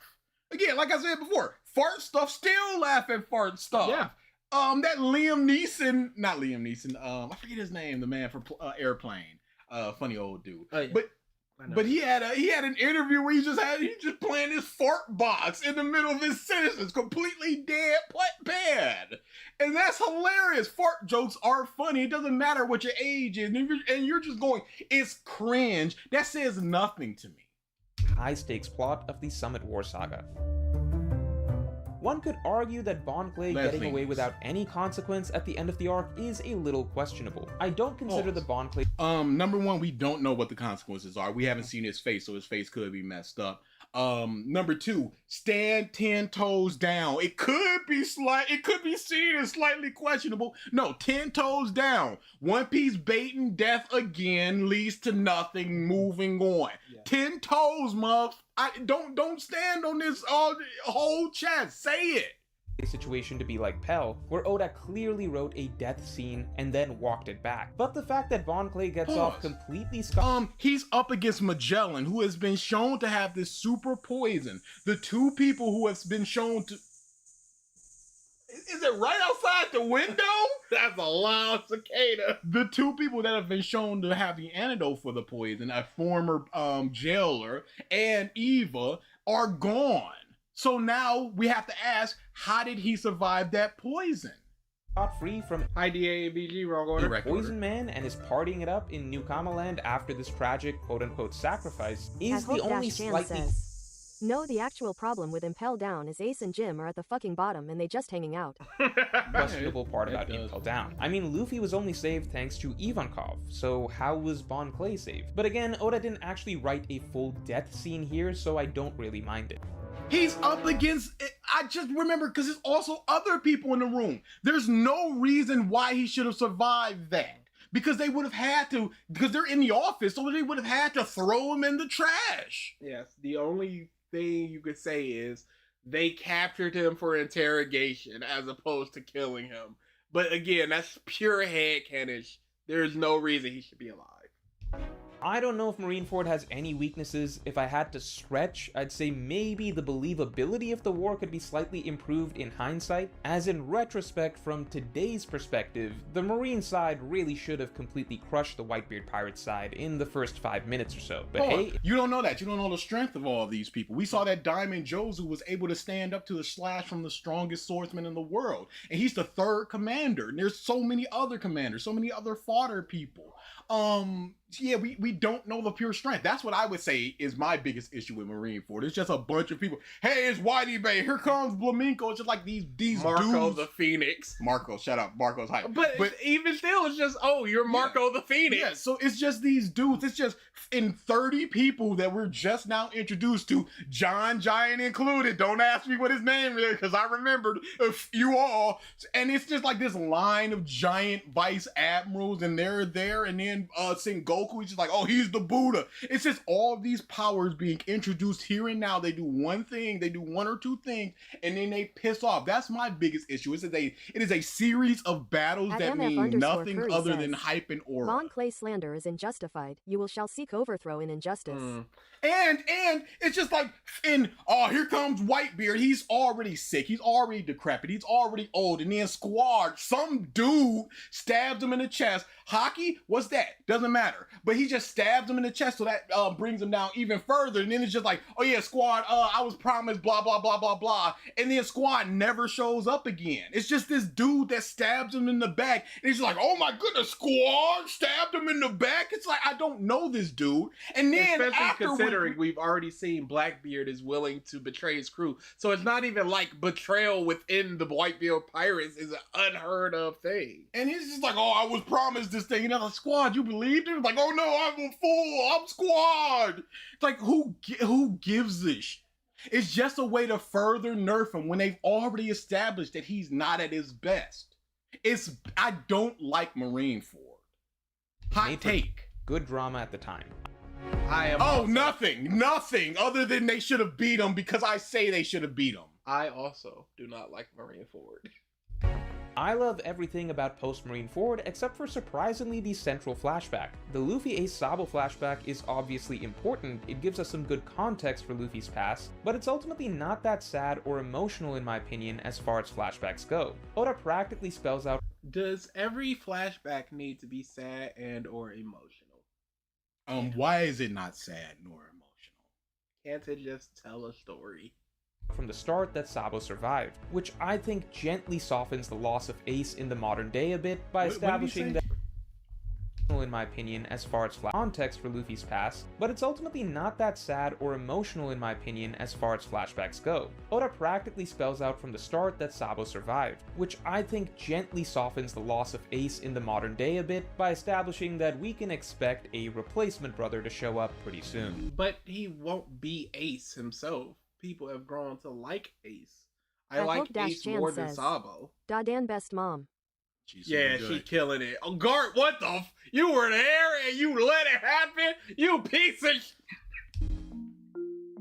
I also love Return to Sabaody, but in retrospect, Sanji, let's go. I think this would have been a good opportunity for a more elaborate Straw Hat reunion. And I imagine most others, did not mind at all on the first read-through that the reunion is fast. We want to get the story rolling, of course, and as Luffy says, there will be plenty of time for the Straw Hats to commiserate over their experiences and have deep interactions after they get on the road again. But as the post-time skip progresses and it becomes very apparent that Oda is never going to write a scene of the crew genuinely delving into the emotions of their traumatizing separation.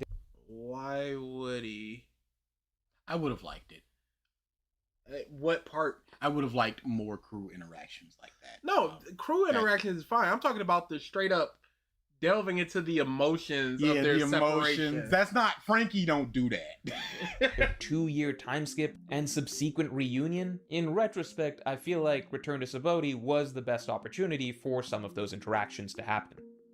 The weakness is that a thing didn't happen that I think should have happened, as opposed to the things within the arc that did happen that you should be talking about as an actual weakness. Fishman Island is already generally viewed as one of the weaker One Piece arcs with the worst batch of villains in the series. Back to what other people are saying. I would have liked right into viewed by the people. Series, but the biggest weakness in my opinion that tops it all off is Sanji's nosebleed scene. It's essentially taking the worst, least funny, most cringeworthy gag in the story and not even allowing us to ignore it, but rather putting it up front and center and turning it into an actual quote-unquote dramatic plot point that in my opinion is an all-time low moment for One Piece in general. Punk Hazard was an arc about cardio. Oda had the Straw Hats running all over the island to the point that they literally got tired of running. The problem was that between the Straw Hats, Law, and Smoker, the protagonists overall are way too strong for the trio of villains on Punk Hazard, which means that and that's why there's other things that hinder their Bitch-ass nigga. ability. Just stealing my fucking shit every day, robbing me of views, robbing me of analytics. Fisherman out is the top 5 arc fight me. Oh, you will get fought. Thank you for the super chat, Overlord. But why was this not a? Because this is the same thing with Fishman Island. They were all too strong for their opponents. warfare has to become the main threat, but that's not exactly fun to watch. Chan says, they don't have a fucking car, shut up about getting places with legs. I don't mind the running. Which means that chemical warfare has to become the main threat, but that's not exactly fun to watch the heroes deal with since there's nothing to be done about it besides they don't get to punch it. They don't get to punch the gas. I'm sorry. The molecules in the air don't get this fist. The Marines in thumbsing up after saving Tashigi is a great moment. Sorry. Take this concept of poison. Take this hydrogen 2O. Yeah, iconic. running all over the island and then running through the lab. Running, that's the weakest part. There's alright, whatever. Dressrosa's pacing can be rough. The gas is lucky it can't catch these hands. If only it was a solid. Rough, even on a binge read. Dressrosa is the second long. Dressrosa's pacing can be rough, even on a binge read. I hope you explain what the pacing issues are. Too many fights away from the actual Straw Hats thing. Too many of Doflamingo's subordinates that are just like, oh, I'm big spiky man. What exactly? I sincerely hope you explain what the pacing is and not just go, well, everybody knows what the pacing issues are and therefore I don't need to explain it in depth. So I will just name a couple of things and move the... Dressrosa is the second longest One Piece arc of all time, ahead of Whole Cake Island, Skypiea, Alabasta, and so on. But unlike all these other storylines that take place over multiple days... says, too much running is within the same veins of too much water from that IGN review. So many chapters and it all takes place in one day. Big rip, y'all. There's so much going on in this day. Again, would the arc be better if it took place over 4 days? Why would it be better if it took place in 4 days over what? Go to sleep and wake up and it's like, all right, this 4 arc is now a 5. They have 3 teams going on. They have Luffy fighting in the Coliseum. They have a whole subsect of humans and the Tontadas running around. They have Dofi. They have Law and his struggles. They have Admiral Fujitora and they have to go destroy the Ink Factory. They have to turn the humans back in from the toys. Sabo. There's so many things happening at once in this arc. But unlike all these other storylines that take place over multiple days in expansive settings, Dressrosa is 100 chapters crammed into a single afternoon in one of the smallest nations the Straw Hats have ever visited. I don't care. Yes, I don't care. I don't care that it took place over 6 hours. I don't care that they are in roughly the same types of locations. This is, again, One Piece is a story that is taking place over collectively, as far as the Straw Hats are concerned, 7 months. Not counting the 2-year time skip. Like 7 months of adventuring. So many new characters, so many factions, so many narrative threads, so many backstories that Oda aims to stuff into this single afternoon. But that's the same thing as Marineford. Even though it's shorter, you got all of those things. So much shorter battles where it's just Blaminko pulling a hammer out of his chin and go, oh, that's the inhaler Blaminko. Legitimately, did that fight last more than 35 minutes? Oars doing, Ace, Wano, he gave me that hat. That's a flashback, isn't it? Come on that now. The actual progression of the plot slows to a crawl, particularly after the birdcage, with many transitional chapters dedicated just to positioning all the heroes on the right level of the plateau before the fights can actually begin. And there's a lot of happening. How many chapters? No, I wish. That's why I did it in my video, where I didn't just say there's so much. I would always explain how long it's been between his introduction to his backstory when we first saw it. I wouldn't just say nameless blanket things. He should have said between the time of the birdcage and them getting up to where they needed to go, it was 8 chapters. In those 8 chapters, that's essentially half of Syrup Village or whatever. Just do some kind of comparison. Don't just say, yeah, a lot happened and then it was long. I don't know if you'd call this a weakness, but the only thing that's slightly off to me about Zoe is that Raizo himself is kind of lame. After the absolute... It's great that he's lame. Yeah. What's the problem with being lame? After the cool dog and cat, we get the lame ninja. And you're expecting this super cool ninja, it's just this lame motherfucker. The beautiful reveal of Raizo Dono is safe, an all-time One Piece classic moment. There is just the slightest bit of anticlimax for me personally when we actually get to meet this friend that the entire civilization suffered through hell for. I love when Law got genuinely sad he wasn't a cool ninja. But they're his friends. It doesn't matter if he's cool or not. They're protecting their friend. It doesn't matter if he's not the coolest dude, if he's the lamest dude, it doesn't matter. They are protecting their friend. That shows what kind of person they are, and it shows what kind of person Raizo is when it's just like, I wish they never did that for me. And he turns out to be a rather disappointing ninja who is quickly shunted to the background, and ultimately goes down as maybe the least interesting of the scabbards in the end. A common sentiment during the Whole Cake Island arc was that if it had ended at the tea party, it would have been perfect. People say.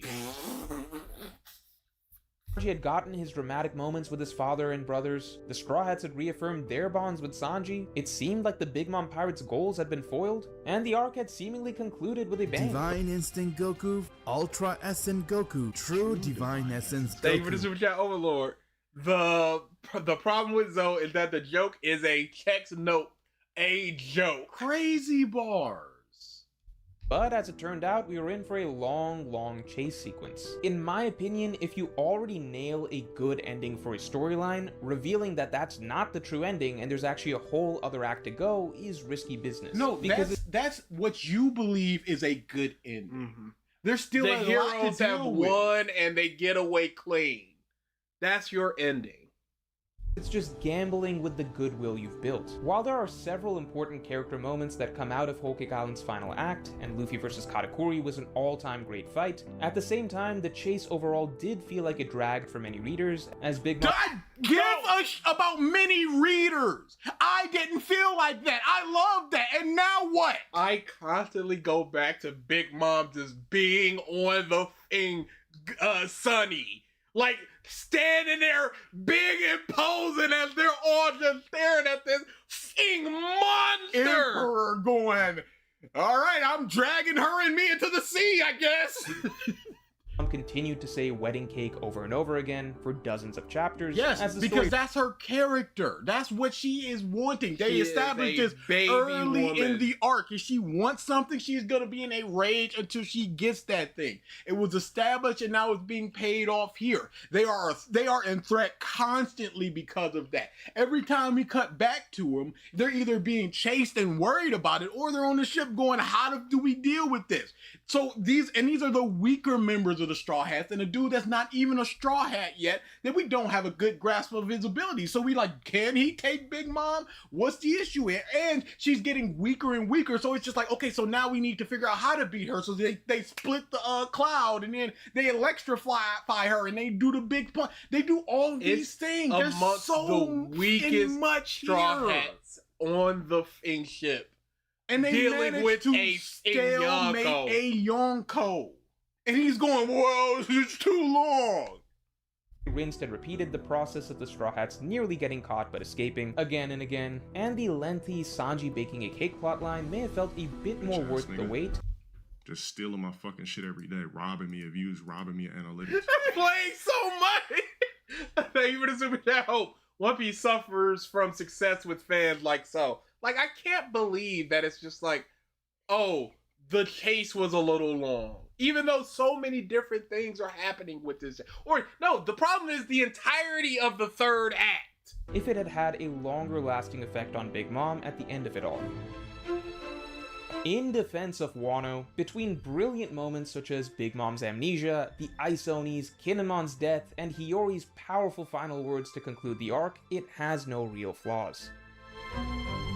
Much like Pokemon. Those were the flaws, I see. Yes. Big Mom's amnesia, again, explain what the issue is. Kinemon's death, 100%.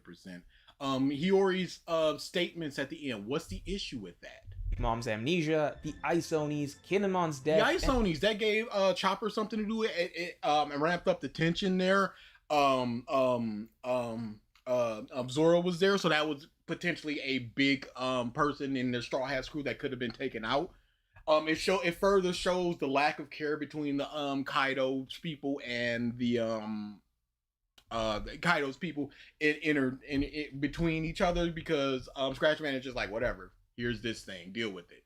The inner turmoil of the... And Hiyori's powerful final words to conclude the arc, it has no real flaws. Hey, this dude that has been torturing all of my land and killed my father, actually you. What's the problem with that? I could hear an argument of just like, oh, she could be better, she should be better than that, or whatever.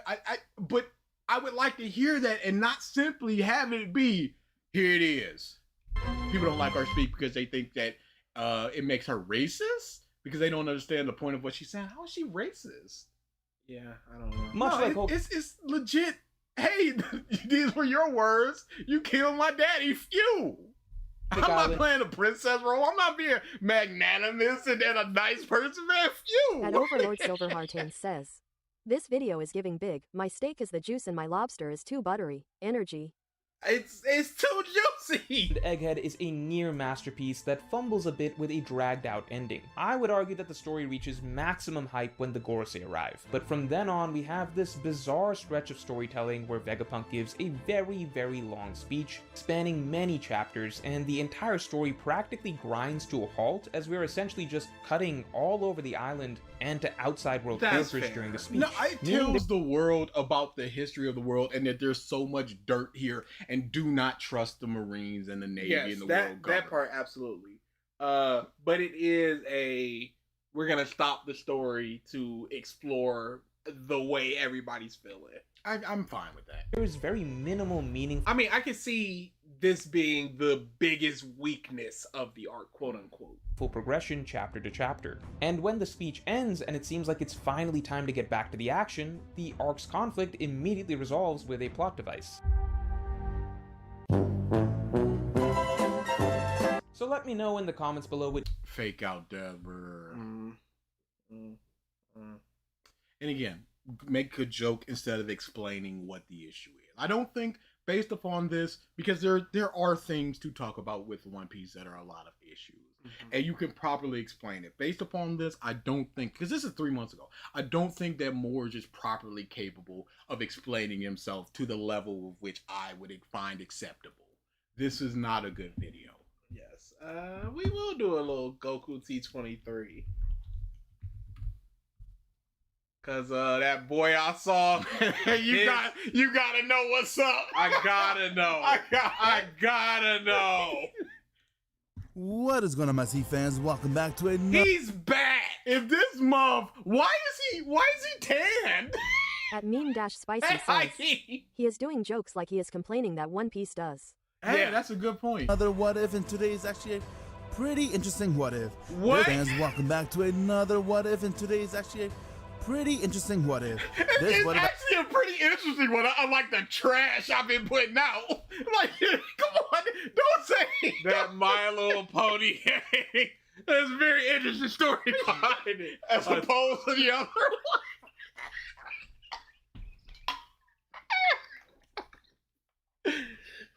Actually got me to do a lot of thinking, and when it comes down to it, it was actually that interesting. And this what if is, what if Goku absorbed? Go back a little bit. It was actually that interesting. And this right what if, boot watermark, big ups. Oh yeah. What if is, what if Goku absorbed the Dragon Ball? All 7 Dragon Balls absorbed within Goku, or you could say fused within Goku. How will this impact Dragon Ball Z? And more importantly, how will this impact Goku's life? Now, just like inside Dragon Ball GT, and a massive Kamehameha wave. Wait. So 10 minutes in, we're at Cell, so he's just like, yeah, everything goes about the same as normal. But then when Cell comes, that's when it goes nuts, y'all. One for all, fall cowling, Detroit smash! Question, where's that new super alert from? The robbing me of views, robbing me of analytics? It's an LTG thing. I think he's talking about his detractor, and he's just like, Mubs clipping me every day, robbing me of views, robbing me of analytics. But Trigger Senpai, when we, he had very much the same argument when we stole his title and stole his thumbnail, that we were kind of diverting viewers away from him.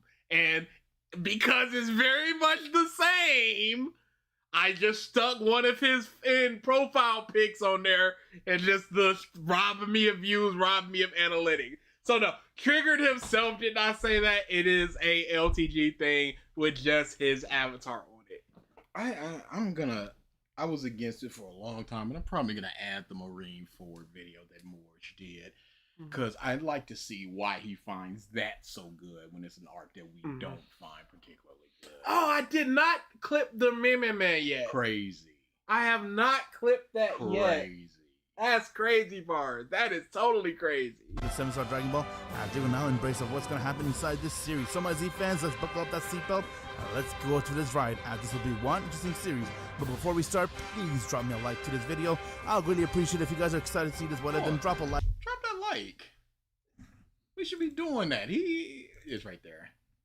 I'm new YouTube, whatever, bro. We've been robbing this man of views, robbing him of analytics. Stealing me from view, stealing me from Memema. Like, show your support by liking this video. We're gonna start and please dropping click the that bell. like. It won't hurt you. You'll be the first to know when next episode comes out in this channel. So this story is going to take place during the time when Goku had his heart virus. He was out for commission. Oh, heart virus out for commission. Okay. So yeah. So this is when the Dragon Balls. Can we find out why they were not able to do anything while Piccolo went and fused with Kami, and that's when they're all getting ready to go and fight the android again. So while Goku's laying down there fighting with the Dragon Balls, Piccolo has already done. What is this angle? What are they standing on? This angle seems very much like there was a time where there was a bunch of edits on One Piece where they would just edit the penis just dangling from a low angle shot of like Ace or Whitebeard. This seems like what that was. Yeah, Kami would be dangling like right here. No, as you can see from the chart. I guess I could add that one. You know what? I'll probably add that as a super chat or something. I will not let you destroy my world! Indeed, by fusing with Kami, and after doing so, pretty much Shenron was useless. He couldn't do anything. But before Shenron became completely useless, Shenron decided to do one last thing, and that was he decided to go and pretty much give all of his Dragon Ball, or you could say fuse himself, within one pure-hearted fuse himself. He decided to give all of his. You could say fuse within himself. One pure-hearted character inside Dragon Ball Universe. One last thing was dude. useless. He couldn't do He's stumbling and bumbling. He needs to warm up. I learned that when I was recording. Warming up is very imperative, and he's not warmed up. Shenron became completely useless. Shenron decided to do one last thing, and that was he decided to go and pretty much give all of his Dragon Ball, or you could say fuse himself, within one pure-hearted character inside Dragon Ball universe, and there's only one character that comes to Shenron's mind when everyone's mind when they know who is a pure-hearted person, that is no one other than Goku. Pause. Why did you pick the most evil Goku looking? Yeah, give me them balls finally. Gohan. He was pretty. I just want to know if this is still just Super Saiyan. Is there? As they arrived to the Cell game, and once when they saw each other, Goku was already at 460 million when it comes to using his base power, but since he's in Super Saiyan form, he was right now at 46 billion. That was a stacker for Yeah, I don't like him incorporating numbers like it means anything. 46 quintillion. Like, okay, man, sure. He was 8 octuplin. Is that a measurement of a number? Super Saiyan, while Cell was only at 5 billion. Cell then began to laugh and say, "Alright then, I want to fight you first, Goku. You'll be the one to see why I'm so strong." "Bring it on, Cell. You have no idea what kind of power I have." With that, Goku began to have green highlights over his Super Saiyan here. Everybody realized that his Super Saiyan is different compared to their own. Why does he have green highlights? But little did he know, it is because he has Shenron within him. That is part of saying he is Shenron. Cell did not really care about Goku's highlights as he charged right towards Goku and tried to hit him and did everything he can. It doesn't explain why he has green highlights in his hair, because Shenron is there. And then he doesn't.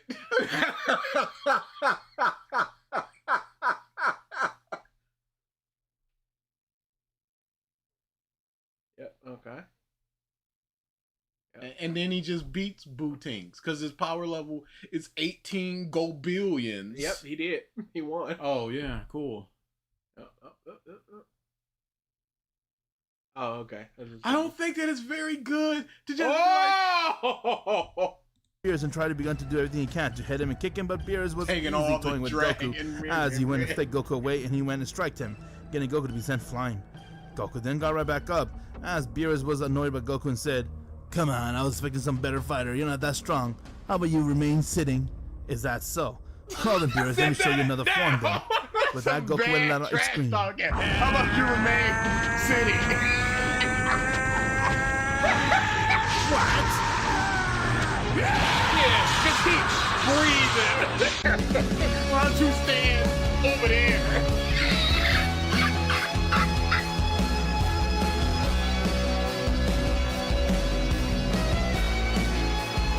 Goku has now gone and transformed into his Super Saiyan 3, making his power level come to be at 7.8 trillion. Beerus was amazed at seeing Goku's power as he smiled and said, "Not bad, Saiyan. And I thought you had more power than that. Oh my goodness! This is very impressive. The green highlights Beerus. are You can call bad. this my Super Saiyan 3. Now, if this doesn't work on you, I still got one more trump card." "Is that so? Well then, Saiyan, let's see what you got."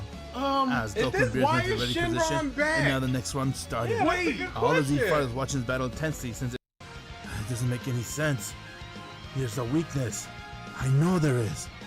Well, you do know one way to kill me, but you say you're not gonna do that. Yeah, of course not. I don't want to kill you. I just want to beat you. Now we'll figure out a way.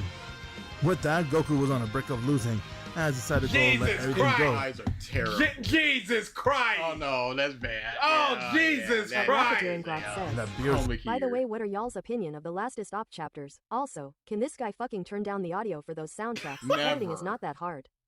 They've been good. Yeah. I hate the red eyes with the red hair. Yeah, no, it's bad because it's also two different shades of red, and his eyebrows are like a magenta. It's is now far superior to him, I'm fine with the book stuff. which means that Beerus will now Hakai him and destroy the entire planet behind him, which is his own home, planet Earth, and everyone on it. But because Goku had no option of how to beat him, he put his hands down as he began to put his head down. And from there, Beerus saw that Goku was ready to give up as he reverted right back to his base, losing his Super Saiyan God power.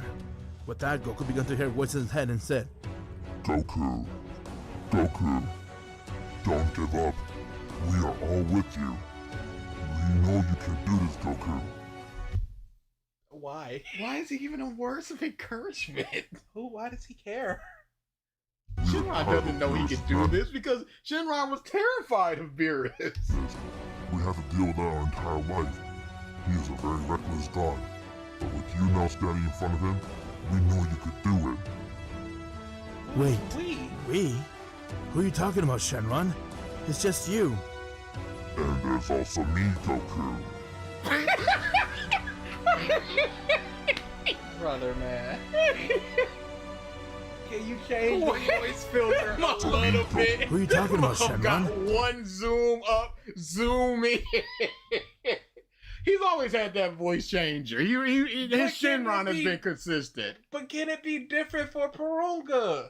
It could be pitched up or down just a little bit. Shenron, the emotional support track. You can do it, my friend. It's just you. And there's also me, Goku. Like we don't know who it is from the beginning. Come on. This sweeping orchestral music Wait, with this far too long zoom in. What are you doing? Look at this.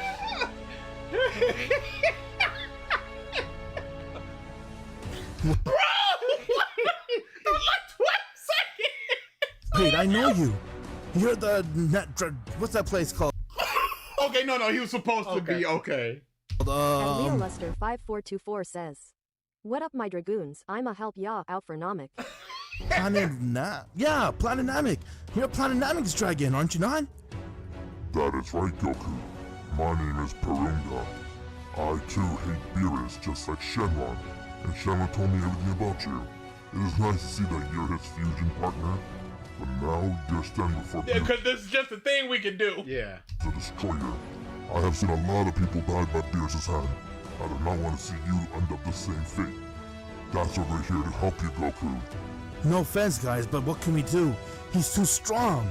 And now that you know he has something called his Ultra Instinct, I don't know what that is, but this is probably the far strongest power I have ever fought against. He is unbeatable now. You're from planet Earth. That may be true, Goku. But now, we're gonna give you a Dragon Boost. A Dragon Boost? What is that? Dragon Allow me Boost? to Yeah, what explain is to that? you. A Dragon Boost is when a Dragon user infuses himself with a mortal. He is able to give him a one-time boost, which will amplify his power so much that he'll be pretty much almost the same level as his opponent. And because you have both It'll be, whatever opponent is, it'll be pretty much the same as his opponent. What a plot device. One-time boost, though, for some reason. You're not going to be stronger nor weaker. You'll just be kind of in the same area. In the ball part of your opponent. We're eyeballing it. Even though he said he had a stronger form, you'll be about as strong as this form. Is that how it works? Are you okay with that, Goku? Because we can just die, I guess. Giving a Dragon Boost, we have no doubt you'll have the power to equalize yourself with Beerus and manage to stop him once and for all. Are you ready? You'll for be this able boost, to Goku? equalize him and stop him. You sound like you're both gonna die. You'll be as strong as him, which means you can win. You'll be equal to him, which means you'll be superior. It'll make you go tap into a new power. But the power doesn't matter, it's the multiplier. The amount of power you're gonna get from this boost is what's gonna get you to be able to have the same fate as him. Yeah, brother, man. Okay, yeah, then let's do it. I don't have time. He's gonna destroy my world. Why, Shinron? Why would he say no? I'm good, sir. Nope. I've resolved myself to dying here. I'm sick of trying. But that's Yeah, Beerus is just standing there and he's just going, "What? Two of you? What do you mean? There's only one dragon." He's just like, "What? What?" and Porunga both glared towards Goku as he felt the shine and the boost of power rushing right through his veins. Beerus went to power another Hakai blast and he aimed right towards Goku as the blast was coming right towards him to kill him and destroy planet Earth. But before it can, Goku opened his eyes as he went and let out a scream. He was just perfectly willing and about to destroy the world. Why is there still an hour left? And I love cats CZ4ZF says, "Thouds on IMU now." I like him. Yeah.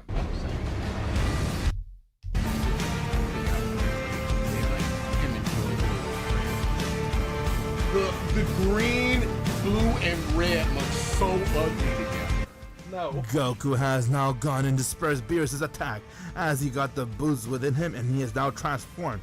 Don't into super a- chat drawer T23, Stealing my please. fucking shit every day, robbing me of views, robbing me of analytics. What the fuck? Thank you for the super chat, Overlord.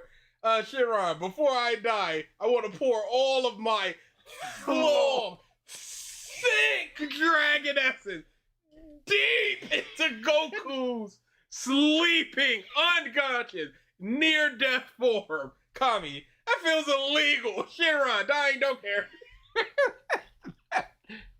Super Saiyan God Super Saiyan, known as Super Saiyan Blue.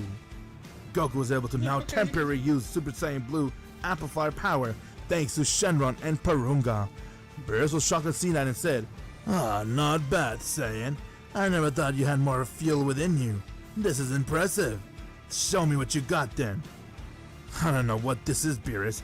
All I know is that I'm here to stop you once and for all. Now let's put an end towards this. With he was completely overpowered by Broly. He, thanks to Shenron, had a memory that he could infuse his Kaioken with his Super Saiyan. You go back, it seems like... And with that, he went and struck him in his face. Goku, seeing that he was completely overpowered by Broly, he, thanks to Shenron, had a memory that he could infuse thanks to Shenron, had a memory. Okay. his Kaioken with his It was Super the Saiyan music Blue. that also And with that, he changed decided to it. go give it a try as he went and he fused Kaioken times 10 with his Super Saiyan Blue. Upon doing so, Goku was now able to use the Ultra Kaioken Instinct power, Dragon mixing with the form, Super Saiyan whatever. Blue, as Wait, Broly had no here? idea what that was, but Goku came right in front of him, and he struck him in his stomach, getting Broly to gasp for air, but That before means Goku made turn the him next into move, power against the Frieza big went and one. punched him across his face, Or it getting just Goku doesn't to fall. happen. Frieza was heavily drained What? from fighting Vegeta and Gohan. Who could that be? I don't know, but he came through that... What does that mean? I'm just the super dragon, but I don't know what Out? Can Who you could go that one back? by the same What is the fighter who question? Oh, sorry. Porunga got knocked out by the same fighter who took Shenron away. Wait, what? You're saying someone came to the Dragon Realm and they managed to steal Shenron and knock Porunga out? Who could that be? I don't know, but he came through that wormhole. As Goku saw the negative energy that Shenron and Porunga was telling him about, it created a wormhole, and a fighter came out of that wormhole and stole Shenron, and he managed to knock Porunga out. Without a That's what he second said. hesitation, Goku went and made his way towards the wormhole as he has entered, and now he saw he has Sounds like come he's saying to a remote wormhole. place. And once when he got there, he was able to sense a huge power level has arrived right before him, as it was no one other than another dragon. He doesn't have to be green. You're just using energy for yourself and Watermark. yes.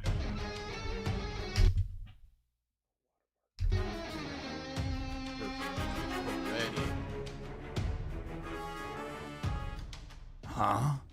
Oh, so it's you, Goku. I knew you would come. What? I don't think you should be saying it that gruffly. Those particular words. So it's you, Goku. I knew you would come. What? You know me? Who are you? I am Water D Mark.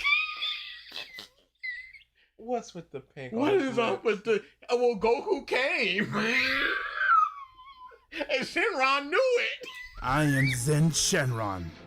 I am the one who absorbed the Demon World's Dragon Ball, and now I'm gonna kill you. You think you're the only one who is able to use the Dragon Ball and infuse with them? You're wrong.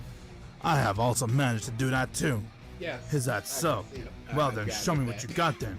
With that, Goku instantly went and he transformed into his Super Saiyan Balloon. With that, Goku was able to sense that his energy was off the chart. As Zen Shenron went and he powered up his ki, and with that, their battle began. And he screamed. Goku went and charged right towards him, as he did the same. where's power the clutched each other, highlight? and they're Where's the going at it eyes? back and forth.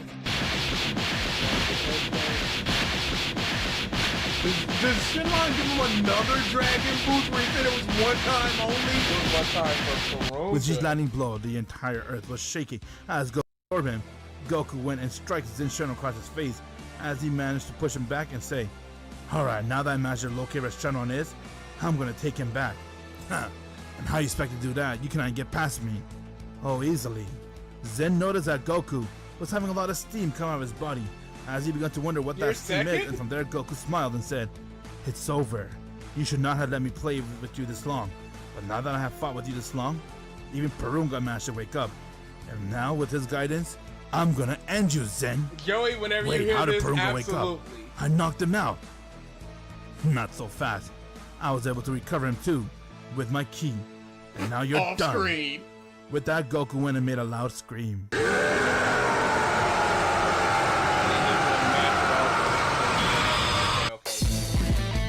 I forgot about the music. Red Shinron of Purunga. Send back by Goku. I can also bang a dragon. I can also bang a Goku has able to now go and turn his Ultra Instinct power to a new level, as he was now able to master it. This is Master Ultra Instinct Goku. Goku, how did Frieza come back? I'll tell you how, you miserable shit. Before he could say another word, Zen got pierced right through his guts, as he began to bleed out, and he died right there. Watermark. Goku saw someone has arrived, as the magical piercing right through his guts, and it was no one other than another dragon. Green Shield. Green Shield. Oh, he's supposed to be. It's the same panel. Way too long zoom in. I am not gonna let him expose us. And you really wanna know what happened? Then you're looking at him right now. I'm the one that resurrected Frieza. Why doesn't the he have hell? the voice effect? Purunga? He's not a correct What happened to you? dragon. And why's your color different? You moron. I'm not Purunga. You could say I am the demon Purunga. So From you the demon- are Purunga. Is your name first name Demon, last name Purunga, or are you just Purunga from the demon realm? Either way, you're still Purunga. You're getting real pedantic on this, my dude. Just be like, yeah, but I'm from the demon world. You'll be like, oh, I ain't Purunga, but yeah, I am though. And well, the At demon page 23 he Purunga. says, "Wait, if he can absorb Dragon Balls, can he absorb Dragon Instinct Goku?" We don't have all the I'm confused. Yeah, we don't have. And what the hell you gotta do with Frieza? Why'd you resurrect that bastard? Simple. To kill you. You, a disgusting mortal, went infused with the Dragon Ball. No one had the power to do that except for you. And because you did that, I'm gonna make sure. Shinron do that as well? Shinron just said, I want a pure-hearted one, and he did it. Yeah, quite easily it seemed.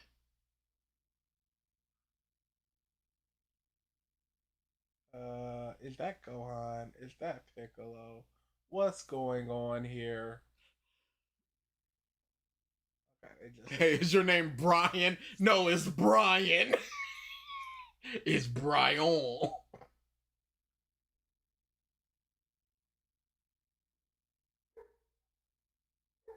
Alright, these are typicals.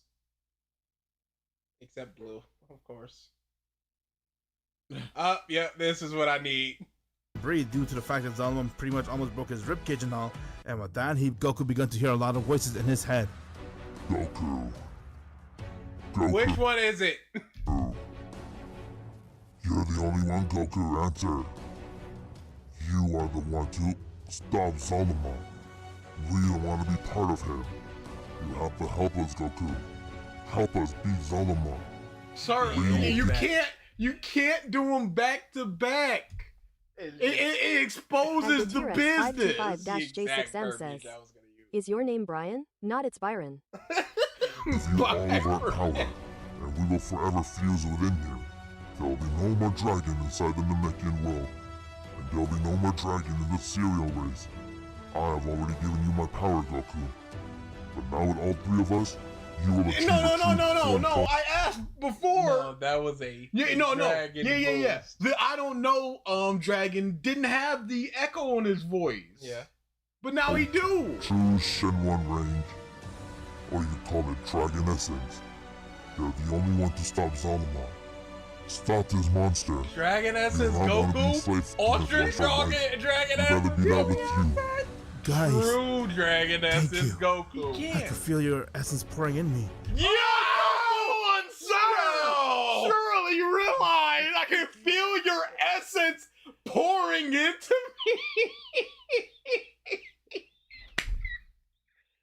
That's crazy bars. Guys, Want to be enslaved to have the rest of our life. We'd rather be that with you. guys, thank you. I could feel your essence pouring in me. Crazy bars, y'all. Does that mean all you guys will give me a Dragon Ball? With that, Goku saw Parunga's Dragon Ball, Tarambo's Dragon Ball, and even Shenron. All of them re-went and entered Goku's body as he began to infuse himself with Goku. From there, Goku began to glow a lot as he got right back up. Daishikin smiled and said, says, "True Ultra Dragon Essence Instinct Goku." But there, hey, you probably got it. The Dragon Essence Goku, wasn't he just absorbing the Dragon Essence? But this month got 3 dragons in him. So he's 3 times better than the last tournament winner.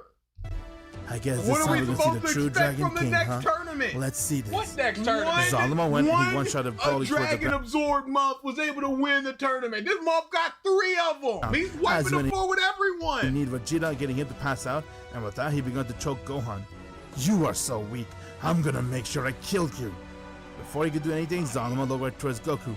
As Goku looked towards and said, Zalama! It ends right here! With that, Goku went and he let out a scream.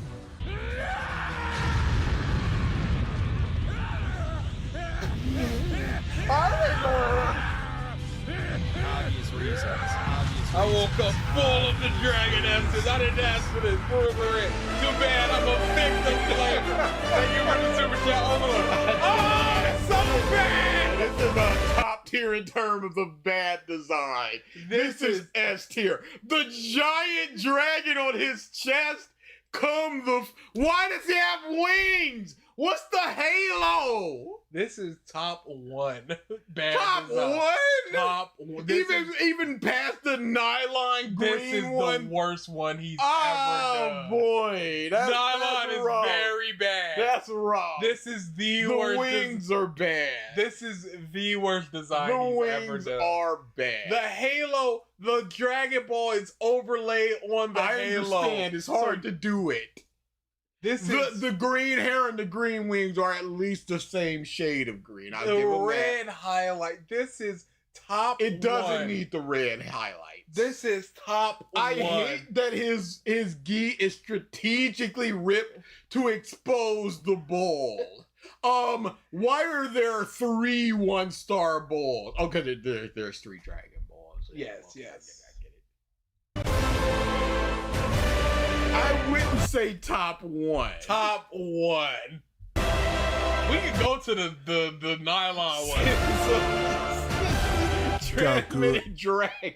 After absorbing Shenron, Parunga, and And Tarambo. Overlord Silverheartaine says, "At least he tries making a new form." This is different. Ain't nobody doing it like our boy. He was now able to achieve a true dragon form known as True Dragon Goku. This is the King of Dragon Goku standing right before you. Is he True Dragon Goku or the King of Dragons Goku? And as is the T23 month and standard, issue big transformation reactions beat the shit out of them. Everything they could was say fine. a word, they were hit. Everyone was confused on Goku's power and the form he has taken, as they had no idea what that is. Zalama looked towards and said, "Just what the hell is that form? How are you able to do that?" "I am the definition of a Dragon King." You can't just say that. I am the definition of a Dragon King, bro. I'm the definition of a burger emperor. If we just naming ourselves, you can't just like I'm this thing. Like, well, have there been others? I am the definition of a Dragon King. And today you're gonna see why, Zalama. Before Zalama could blink, Goku instantly came right in front of him. The and he green ties on his boots, terrible. The red tinted skin. This is top 1. Man. What? Worst design. Man. Top 1. struck him in his stomach and face 400 times, getting Zalama to completely be beat out of it, and he fell right towards the ground. Everyone saw You're that. just so tired of it. as he couldn't witness and believe how powerful and fast Goku was. We will one day do a T23 tier list of the Dragon Form. The worst will be S tier. The least worst will be F tier. Just based off of appearance, not lore. Zalama then managed to recover himself as he looked towards him and said, "How in the world did you do that to me? Like I told you, I'm the true Dragon King. If you got more inside you, then come at me." Zalama went and charged right towards Goku and began to do everything he can to overpower him. He started to throw a lot of ki blasts to try to hit Goku, but Goku was merely dodging each and every one of them instantly as he couldn't see it. Goku was too fast for him and too strong for him to handle. Goku went and kicked Zalama again in his face as he uppercut him. Zalama fell right towards the ground, and with that he went and used the Super Dragon to give him more power to kill Goku, but the Super Dragon refused to do so. He's not gonna help you. He has acknowledged who's the true Dragon King. You may have created him, but he accepts me more than you. How? I'm the one that created him. He just told you. You're gonna be dead before you know it. With that, Goku went and began to power up a Universal Dragon coming in the Hellwave as he went and aimed it right towards Zalama. Zalama went and tried to do everything he can to hold it off, but he couldn't as a wave engulfed him and it killed him right there, destroying all of his essence once and for all, making Goku the true owner of the Super Dragon Ball. With that, the Super Dragon went and bowed right before Goku, as he's now acknowledged that Goku is his creator. And from there, anytime Goku wants, he can summon him. Now he is. No, you can't just be like, well, now you battle. So you have created me. Both the Johnson brothers fight the Wright brothers, and they win, and they're like, well, you guys created the planes, I guess. Wait, who's that Ben and Jerry's out of nowhere? Laying stakes to the claim of owning planes. That's not how it works.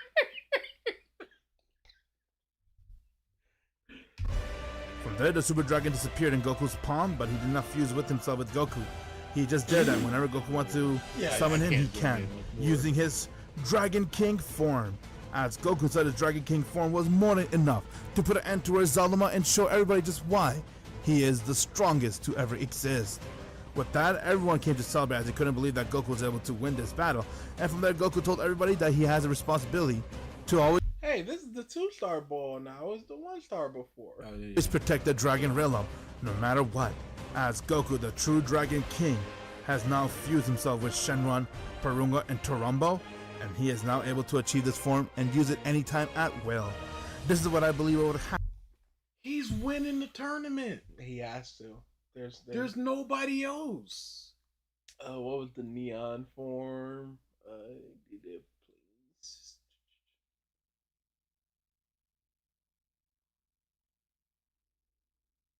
What?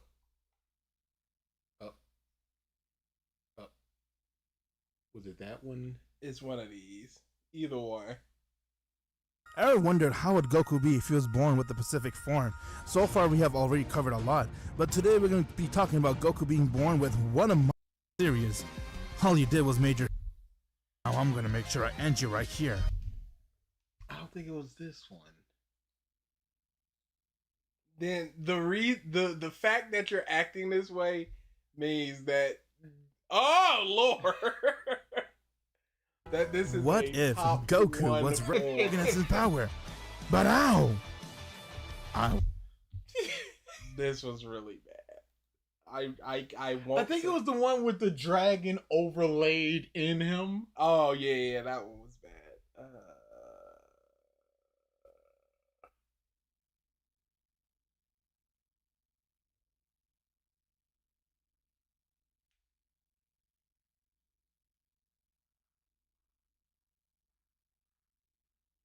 I gotta go to. Was it Autonomous Dragon Force? Goku. Need the full series stuff.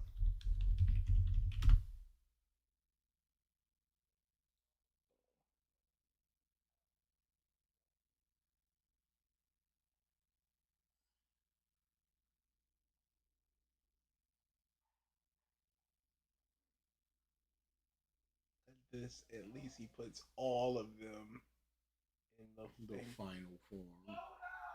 Ooh, that fire one. That's not good. That's not good. That's not good. But it's not top 1. At Overlord Silverheartains says, Dragon King Goku now, like a real dragon, I'm going to pin you down and fill you with my dragon essence.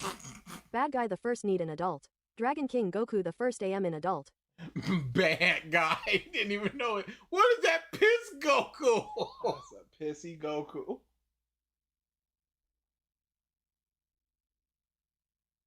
This one was bad. Just missed it. Do you remember what the name was?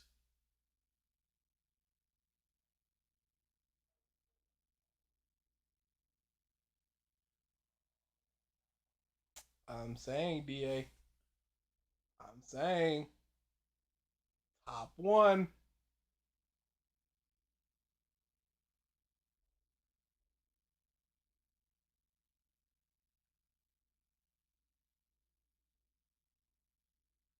That hair. They're raised by Zamla. Oh, yeah. Could be. What if Goku was raised by a Zolomon? Yes. Come on. Come on. This one was really bad. The eyes. Come on. I DA. BG.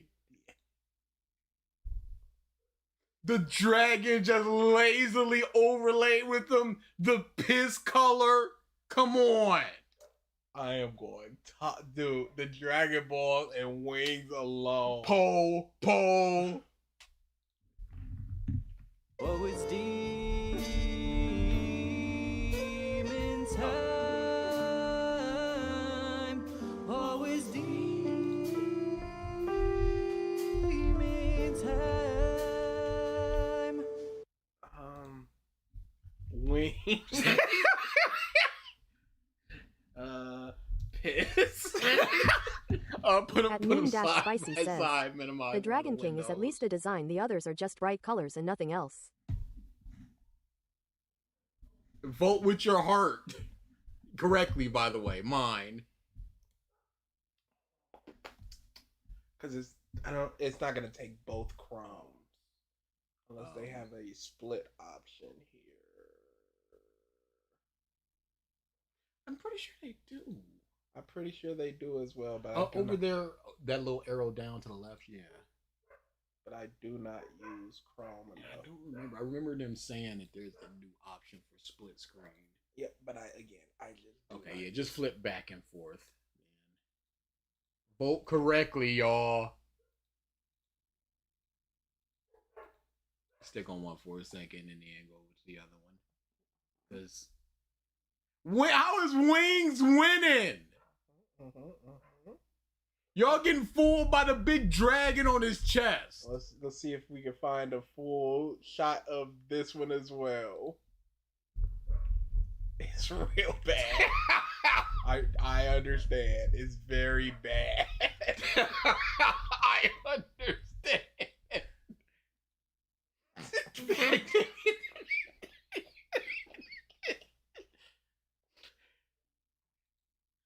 Wings.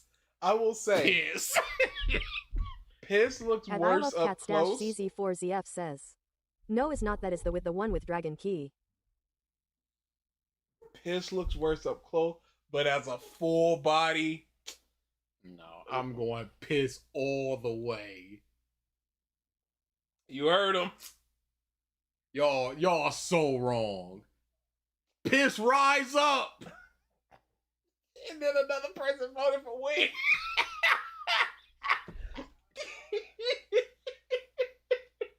Piss bros in the gutter. In the dirt. That's fine. We all know the truth. Bro, Wings looks weird. Piss stocks are low. I voted Piss. Thank you. The green eyebrows are weird. Yes. Oh, he doesn't have eyebrows. Yeah, he's got them non-brows. Both peak. That's not an option.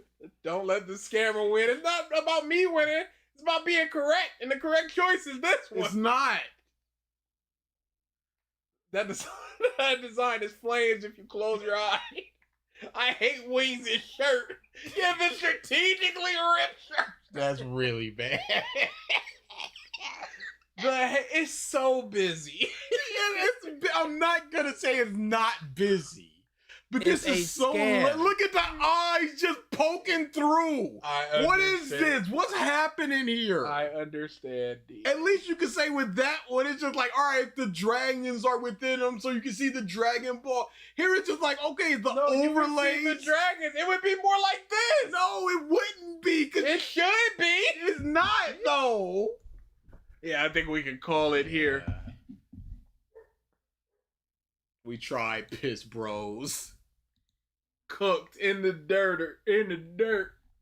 Crazy. Wings is terrible, dude. I understand that. I'm not saying that it's not terrible. I'm not saying that it's not top 3. I'm simply saying it's not worse than overlay piss.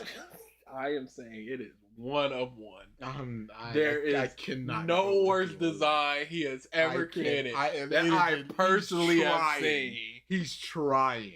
It is incorporating the highlights that he went throughout. It's incorporating all of the dragons. He's a king, so of course he gets the halo. What? It's all there. It's all there. No, what? But that one is just overlaid piss. Again, I'm not saying this isn't a second place, but it is number 2. No, it's Despite being number 1. There was no rigging. That should have been my campaign. Vote for number 1. Piss. Don't let number 1 be number 2. Vote piss. Dang, I failed the campaign. I'll take that one on the chin. Yeah, I would not have been able to come up with anything clever for Wing. I'll take it. Would just be a play on yours, like a king can't be a peasant or something. It would be awful. Dang. All right. We'll take that one. We'll get you next time. But we will absolutely do a tier list of these designs. We'll do 2 separate ones, and then we'll do a combined one where we agree on. Speaking of which, did you show the episode 19, what we're doing? Oh, I have not. So y'all can see that. Episode 19, yeah. Don't let your vote get lost in the wings. It's not bad. Not bad. You know what? That's not bad. It's not as good as don't let number 1 be number 2. But what could be? Vote number 1 piss. Dang, no, I think that would have swayed the votes, honestly. It might have. I might have gone, you know what? No what? That's a fire. He got charisma. He got boy. I don't agree with his politics, but he got something.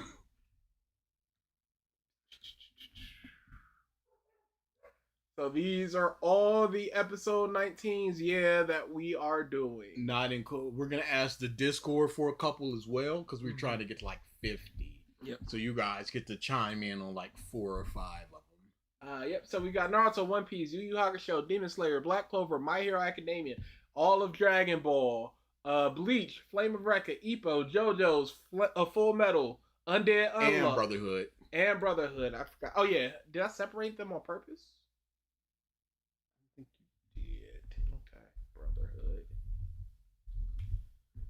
Undead Unluck, Sket Dance, Detective Conan, Evangelion, Sailor Moon, Iruma, Soul Eater, Ice Shield, Bamboo Blade, Yu-Gi-Oh! And GX, Digimon, Pokemon, Hunter x Hunter, Fairy Tail, Hell Girl, Michigo to Hachian, Trigun, Cowboy Bebop, put ReZero. Hunter x Hunter, and then put Hunter x Hunter 1999. Cowboy Bebop, ReZero, Canon 2006, Clannad, Higurashi, Komi, Spy Family, and Airmaster. Boruto should have been part of Naruto. It should have been Naruto, Shippuden, and Boruto. Yo. Maybe I didn't save after we had discussed further. So yeah, this is your list. Each JoJo's. At Nami the Goat 5719 says, Watched episode 19 with my sister last month and she cried when the music and Nezuko flashback kicked in SMH. Yeah, no. episode 19. She fell for it. Put Death Note. Definitely Death Note on there. Okay. The vote that's going in there. What's happening now? We're doing a tier list. Is right here. In the near future, I forget what day it is, but in the near future, we're doing, because we're just stupid and it's a bad idea. We're doing an episode tier list of all the episode 19s that are listed here.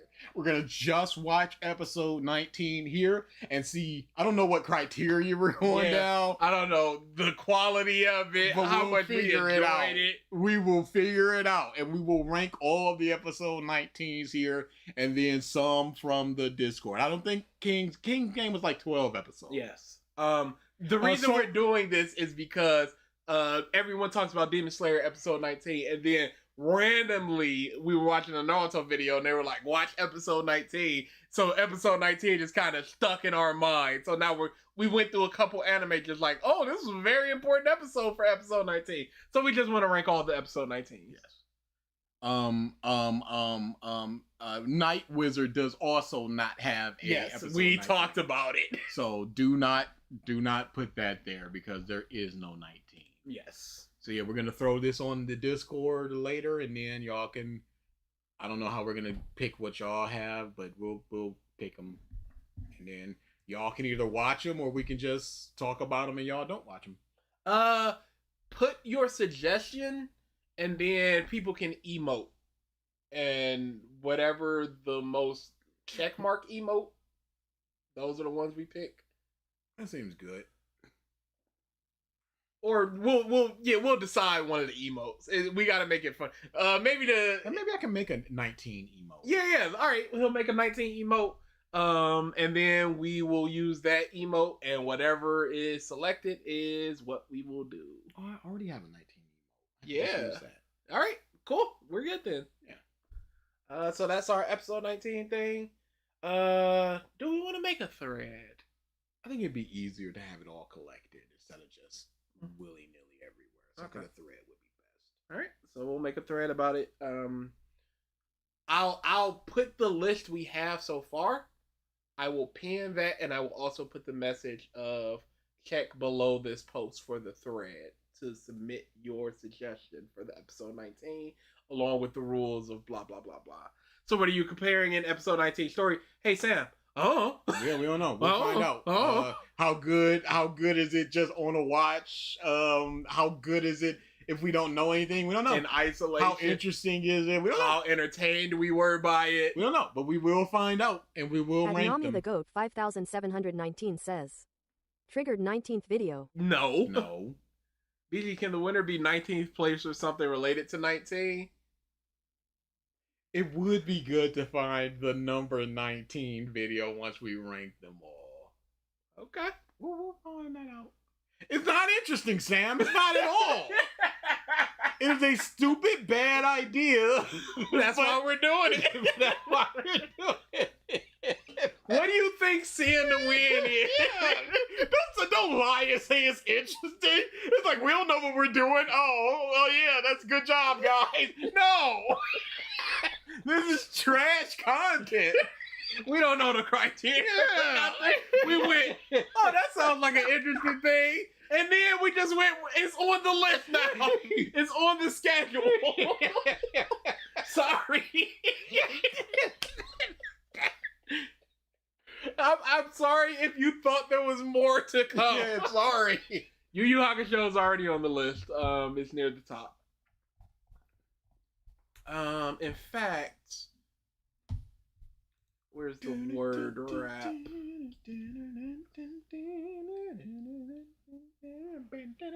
Yep, let's take away the word wrap. No, I kind of need the word wrap. Yeah, I was trying to have y'all see it all at once. But that's not gonna... Oh, I could just lower it, but it's gonna be a little harder to read, but... Blow it up and then make the font bigger. I would just need to make the window bigger. See, the problem with going like 5Ds and stuff, it's just like, I don't care. Yes. But that could be part of the thing of just like, we don't care. We don't know nothing and about it. it. Could be in the middle of a duel. It's just like, all right, it's a sonic bird. It's just like, what? put 5Ds on there. I'm not going further than 5Ds because I hate link summoning. So I ain't doing that shit. Anime only, yes. At Meme-Spicy says, what was the 19 revisited? It might have been Pinwheel, the Dragon Ball one. Let's see.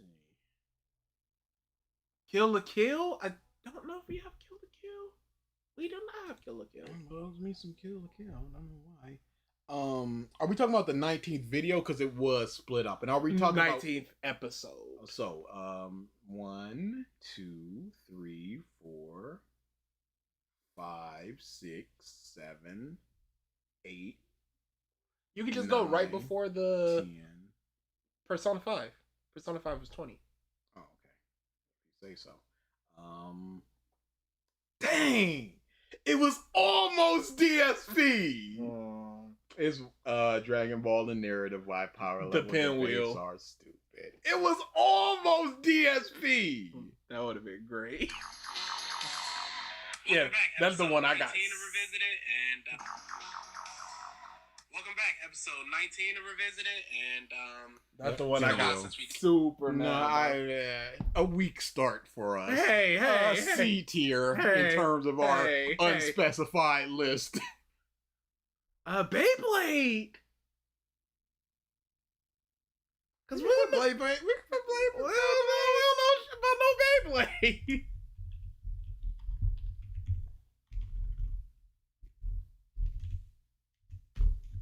19th AMV, no. No. But it doesn't count because this isn't from our original. Bros, we're already like in the 50s. Yes. But as far as this goes, and we're just gonna have to do for the channel because it's gonna be hard to go DA's 19th video.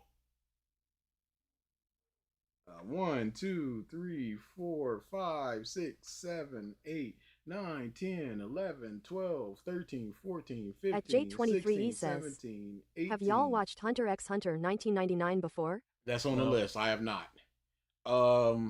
My birthday video to Peanut, the Phineas and Ferb. Okay, that's a pretty Number good 20 was your birthday video to me.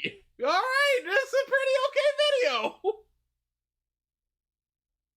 A Lifetime was 18. Yeah. That could have been, because that's still one of my favorites I've ever done. That could have been 19 and it would have been better. All right. Yeah. So this is the list right now, and then we'll add whatever from the Discord, and then once that date hit, we'll figure out how we're doing it and what we're doing it, and we'll have our definitive top 19, bottom 19. We already have it on the 19th. list of what we're doing. What day did we pick? Yeah, probably screenshot that and put it in the Discord as well. Okay. Yeah, so they would know when we're doing it. In case they want to watch it as well. Episode 19 is September 12th. Next month. Yeah, so we got about a month. Yep. So watch all of it. Watch all of them. And then have your own criteria, I guess, if you don't agree with ours, which I can't imagine why you wouldn't. Or would.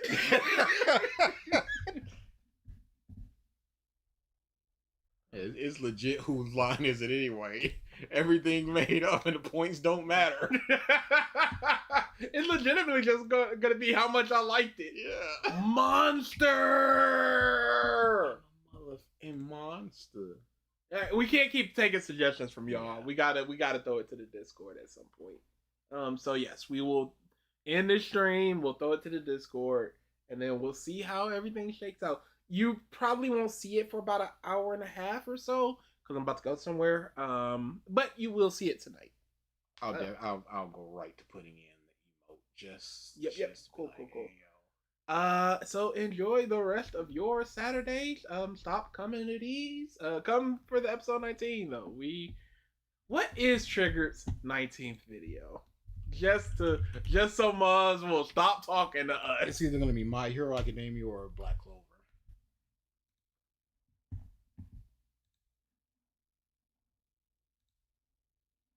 X out of that best Goku. 1, 2, 3, 4, 5, 6, 7, 8, 9, 10, 11, 12, 13, 14, 15, 16, 17, 18, 19. Piss. Xbox fanboys fight over Xbox Series X and pre-order line PS5 versus Xbox. He's always just been a guy looking to and be inflammatory, and he just found a niche in anime. Yeah. Could you go to his first video? Let's hear a little bit of that. Fighters is trash. At J23E says, T23 19th video. That could be fun. Close this out. Oh, actually, I could just. Episode 19. Yeah.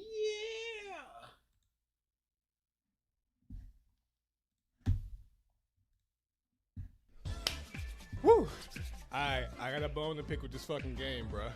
Now, before I tell any reasons as to why I have a problem with this game, let me just say, Dragon Ball Z Fighters is a fun game. It's visually beautiful to look at. And hell, I watched hella Twitch channels of this game because this is that beautiful to look at. But I do hate it gameplay-wise. Let me tell you why. Any game that is very accessible from the get-go is immediately gonna be a fucking problem from the get-go. Anybody who could just literally come in the game and spam square. He sucks at games. Yeah, he beat sucks it. at fighters. This is Phil's point now. Yes, he sucks at fighters. Muvs hate the auto combos. Deal with it. Yeah. They are completely obvious what's happening, so you know what's gonna happen. So block it. All right, we are out of here. Enjoy the rest of your Saturday. We're out of here. Next week is regular, I believe. Next week is Send the Win. Yo! Oh no, Send the Win. Gotta Crazy. look back on what we said we were gonna do. I think Detroit was one of them. Detroit Become Human We'll one. look back on what we said we were gonna do. But Send the Win, the Win. boy.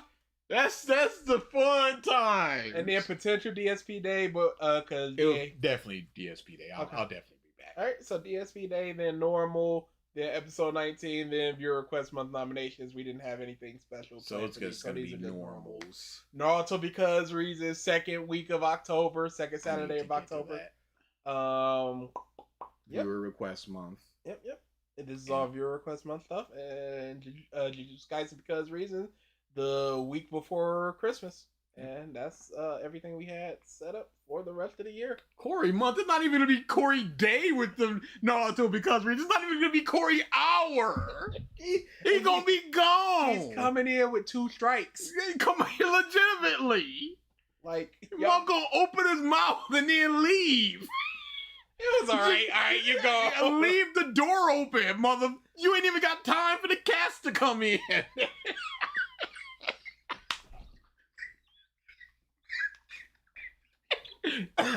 I'm here, y'all. All right, you're gone.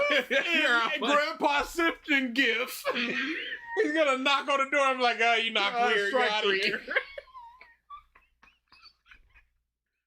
Yeah, Bakugan is on the list.